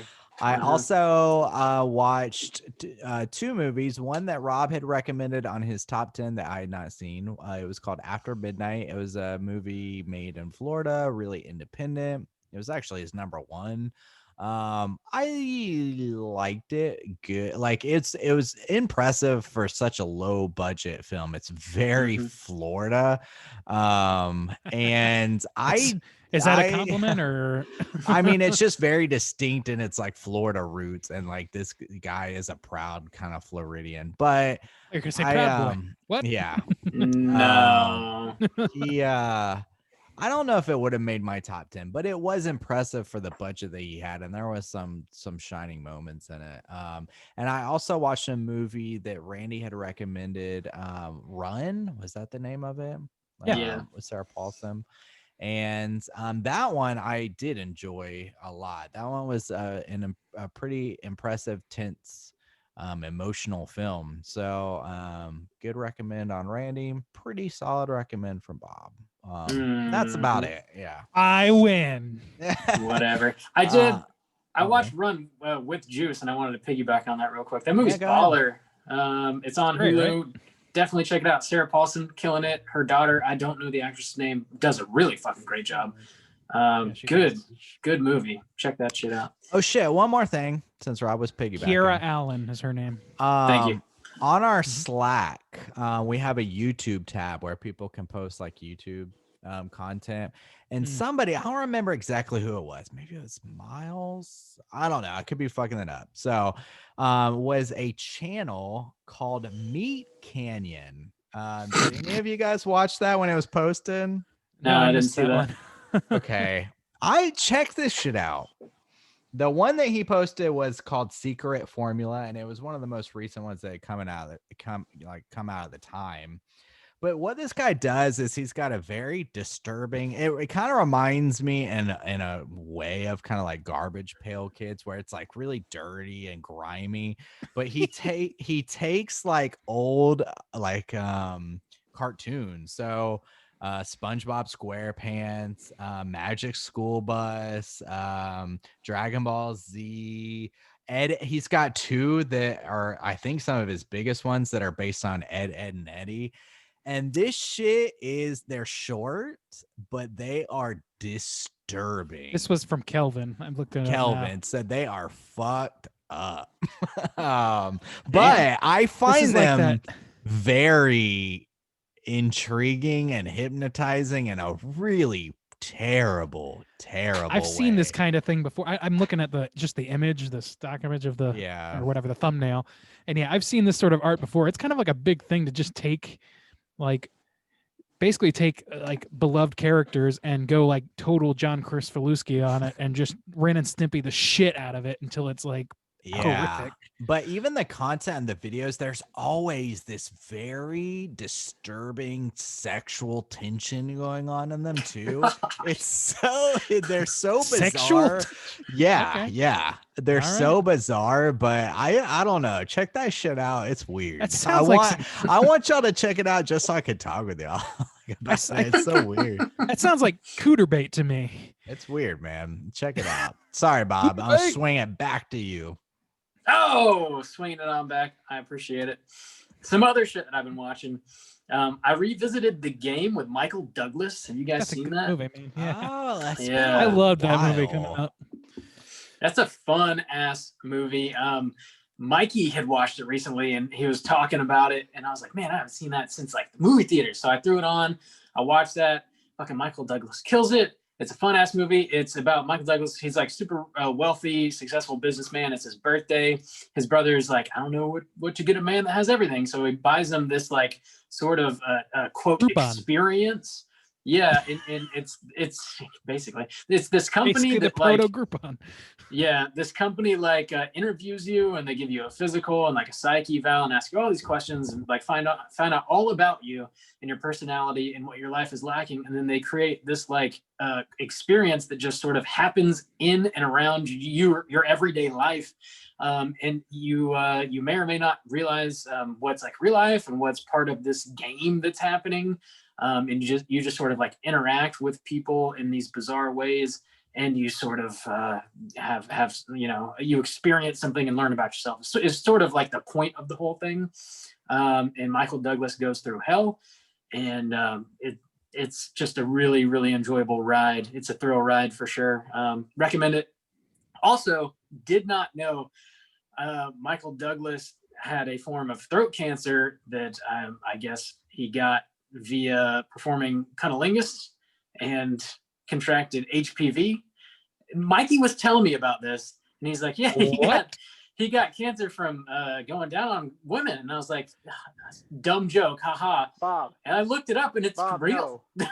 Bob, it's no. completely real. Bob, Damn, what? No. So, all right, Michael Douglas. Man, I'm gonna think twice before laying into the bush from now on. Laying into the bush. Doubt it. You know me too well, old friend. From what I hear, doubts about that statement. Yeah, from what I hear, Korea's lousy with it, so don't go there, Randy. Never go there. Oof. What else have I been watching? I watched Elephant Man for the first time. Elephant Mang. Elephant Man, directed by David Lynch, from 1980, starring Anthony Hopkins and John Hurt. John Hurt playing the Elephant Man, and he's got a big heavy prosthetic makeup on. You can't really tell that it's John Hurt. He's got this sort of weird effect that he's doing with his voice when he talks. You really can't tell it's him under there. He like disappears into the character. Super impressive performances from both him and Hopkins, and it's got like a dash of weird Lynchian stuff happening, but it's not like hardcore Lynchian. This is like very much a linear story. So it didn't immediately like just get on my nerves. I'm like, why won't he just tell me a story? Just tell me what to think, David. Don't spoon feed it to me or anything, but like it is actually a linear story, and it was easy for me to sort of fall into. The freaking score on this movie is incredible. What's it called? The score, the music is incredible. No. What's it called? The Elephant Man. The Elephant Man. Okay, I missed that part. Oh, Sorry. yeah, sorry.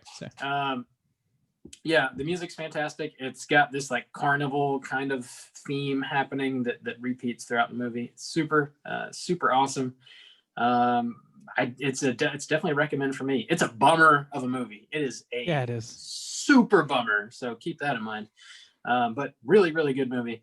The only other thing I wanted to mention is I've been making my way through The Mandalorian with the old ball and chain. She's been showing it to me. That show's freaking great, man. Just started Humble brag over here. Damn. Started season 2. You genderizing your fetish materials, Bob? I have. He's been taken, ladies. I know you guys have been. The ball beating the goes in shit the out of our anus, board. and the chain goes on the wrist, and you just kind of walk around town that way. No kink shame. Right. That's how I'm living my life. The Mandalorian kicks ass. Watch it. I recommend it. That's all. That's all I've been watching. Well, all right. We watched a lot. We did, for sure. We got one more segment to get to. It is our Hotline Scream. Hotline Scream.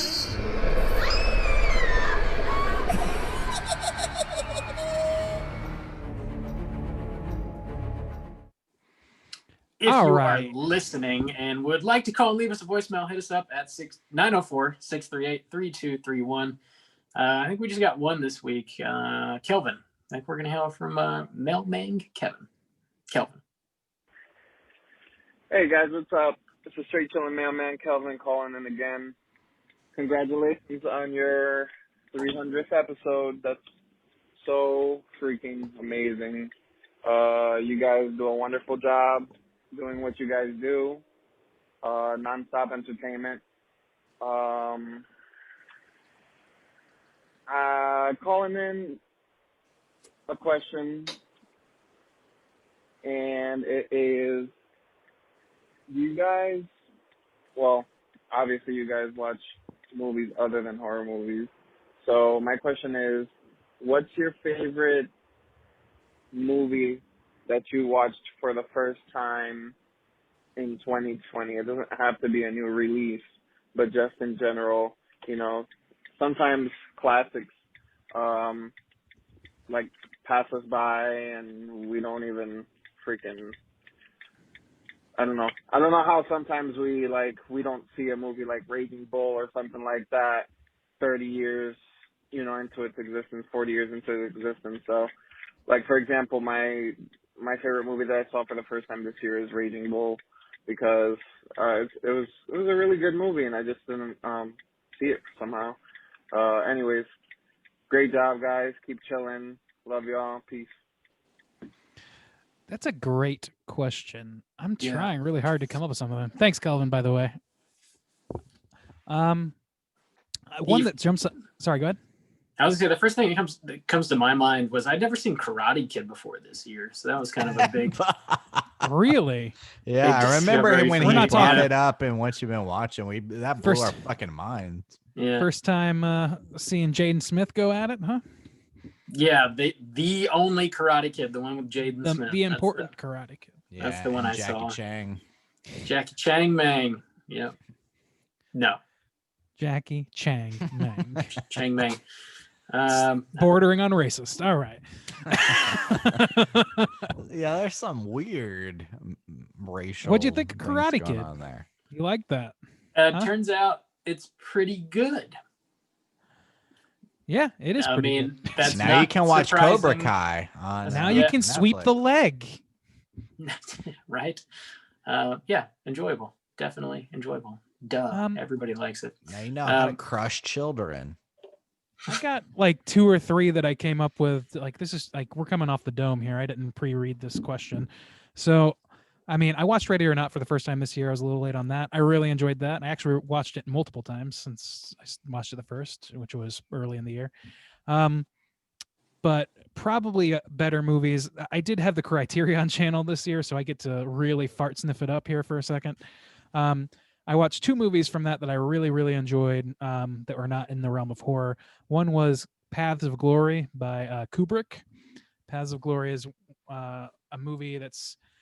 I watched it specifically because there's a David Simon segment on the Criterion channel of him talking about why that's a great movie and why it helped inspire him, or helped inspire his writing in The Wire, because it's about, people with ambition doing bad things that are bad for people, that get people killed in order to further their ambitions. People that don't really know what the fuck they're doing, but they know how to grease the wheels in just the right way.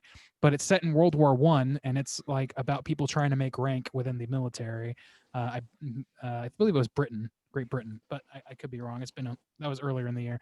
And then I also watched The Bicycle Thief, and I forget who directed that, but that's a story about a guy in, God damn it, it's been a while as well, but he's in a country that's being rebuilt after the war.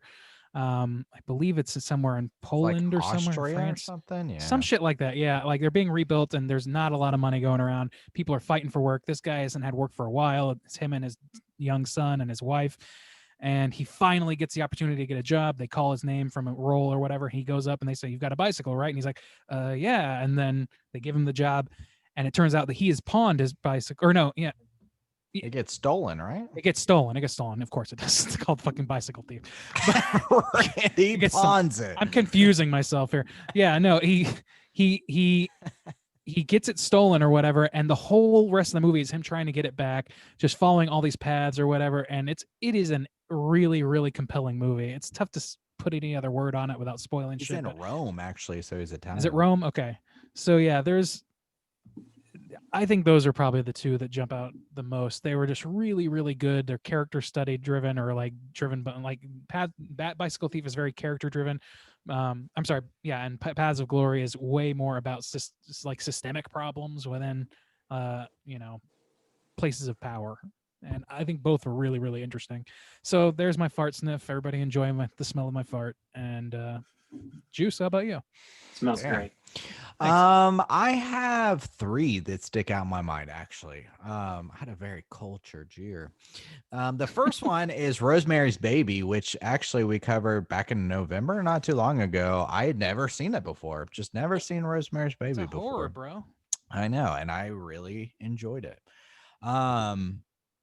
The other 2 are 2 Japanese films that I watched. I got on this kick where I was watching some Japanese horror and then some like old school Japanese horror. So just a lot of Japanese horror, actually.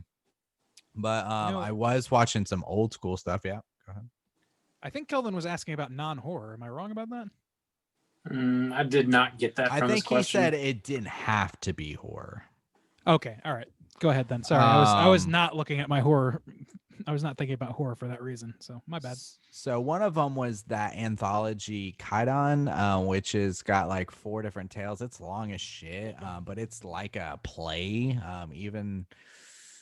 Even in like the way like they do a lot of the backdrops, it's a very beautiful movie. The like cinematography and the special effects, like the paintings they do this on the sets, that I don't know, they're like so beautiful. So that was a really interesting kind of like highly regarded Japanese horror-ish film. And then another one is called, it was like from the 60s, I think, 64. Onibaba. Have you guys ever seen that one? No, I've wanted to. No. Yeah, I think that's a Criterion too. I think both of those are. Yeah, and that one also, this one was black and white, so pretty stark difference from the other one, but it was also very beautiful and very interesting story and something I just like really enjoyed at the time. And so yeah, those are my three from this year. All like There you go. older films from the 60s or 70s. Yeah. There's some good shit to be Solid. found. If I was counting horror films, and I mean, I'm only counting this as a horror because we covered it on the podcast, but I wanted to bring up Seconds as well. That Oh, fucking yeah, movie me rocked too. my dick. Yeah, I like Seconds that was movie good. a lot. That was good. And Perfect Blue, if we're gonna talk about. That's true. Yeah, Yeah, that's right. damn. There was a lot we covered on our podcast that I was pretty into. Perfect Like, Blues. yeah, Possessor, of course. Like, yeah, there were quite a few good ass movies that came out that I saw for the first time this year. No, Yeah, good call. not on necessarily those. new. Also, Godzilla. Didn't we cover Godzilla this year? We did cover Yeah. Godzilla I had this never year. Yeah. seen Godzilla before. Shit. True. Me either. Damn. First time. What a Yeah. fucking good year not my for first our time, cast, at least. Yeah. Yeah, we covered quite a bit, and not all of it was Cannibal Confederates level. Thank God. Thank God. Thank for God. that. This comes back to that shit. It's easier to say than the mixed up zombies one. Yeah. So it's just Yeah. Cool. Thanks for calling in, Kelvin. Again, if you're listening and want to call and leave a voicemail to be featured on next week's show, hit us up at 904-638-3231. We're going to be back next week with a brand new show. As always, we're going to be talking about our first Patreon pick of the first quarter of 2020. We're talking about a movie called Shocking Dark. This one was chosen by Thomas. And as I understand, this is on Tubi for free, so it's pretty easy to find. Also, I think Severin put this out on Blu-ray. You can pick it up on Blu-ray if you want to do that. It's from 1989. It's also known as Terminator 2, but it's like this weird Italian knockoff that's Right. like trying to be Terminator 2. It's bizarre. Directed by Bruno Mattei, who's notorious for making these like weird Italian spin-offs and sequels of American blockbusters. So check out Shocking Dark from 1989. Get ready for next week's show. Until then, please rate, review, and subscribe to us on iTunes. Follow us on Twitter at STR8_chilling. On Instagram at Straight Chilling Podcast. Send us an email to our website, straightchillingpodcast.com. If you want to join in on the daily Slack channel conversations, hit us up on one of those social media outlets, and I'll send you a link to join in. And until next week, as always, all you mother truckers, please keep chilling.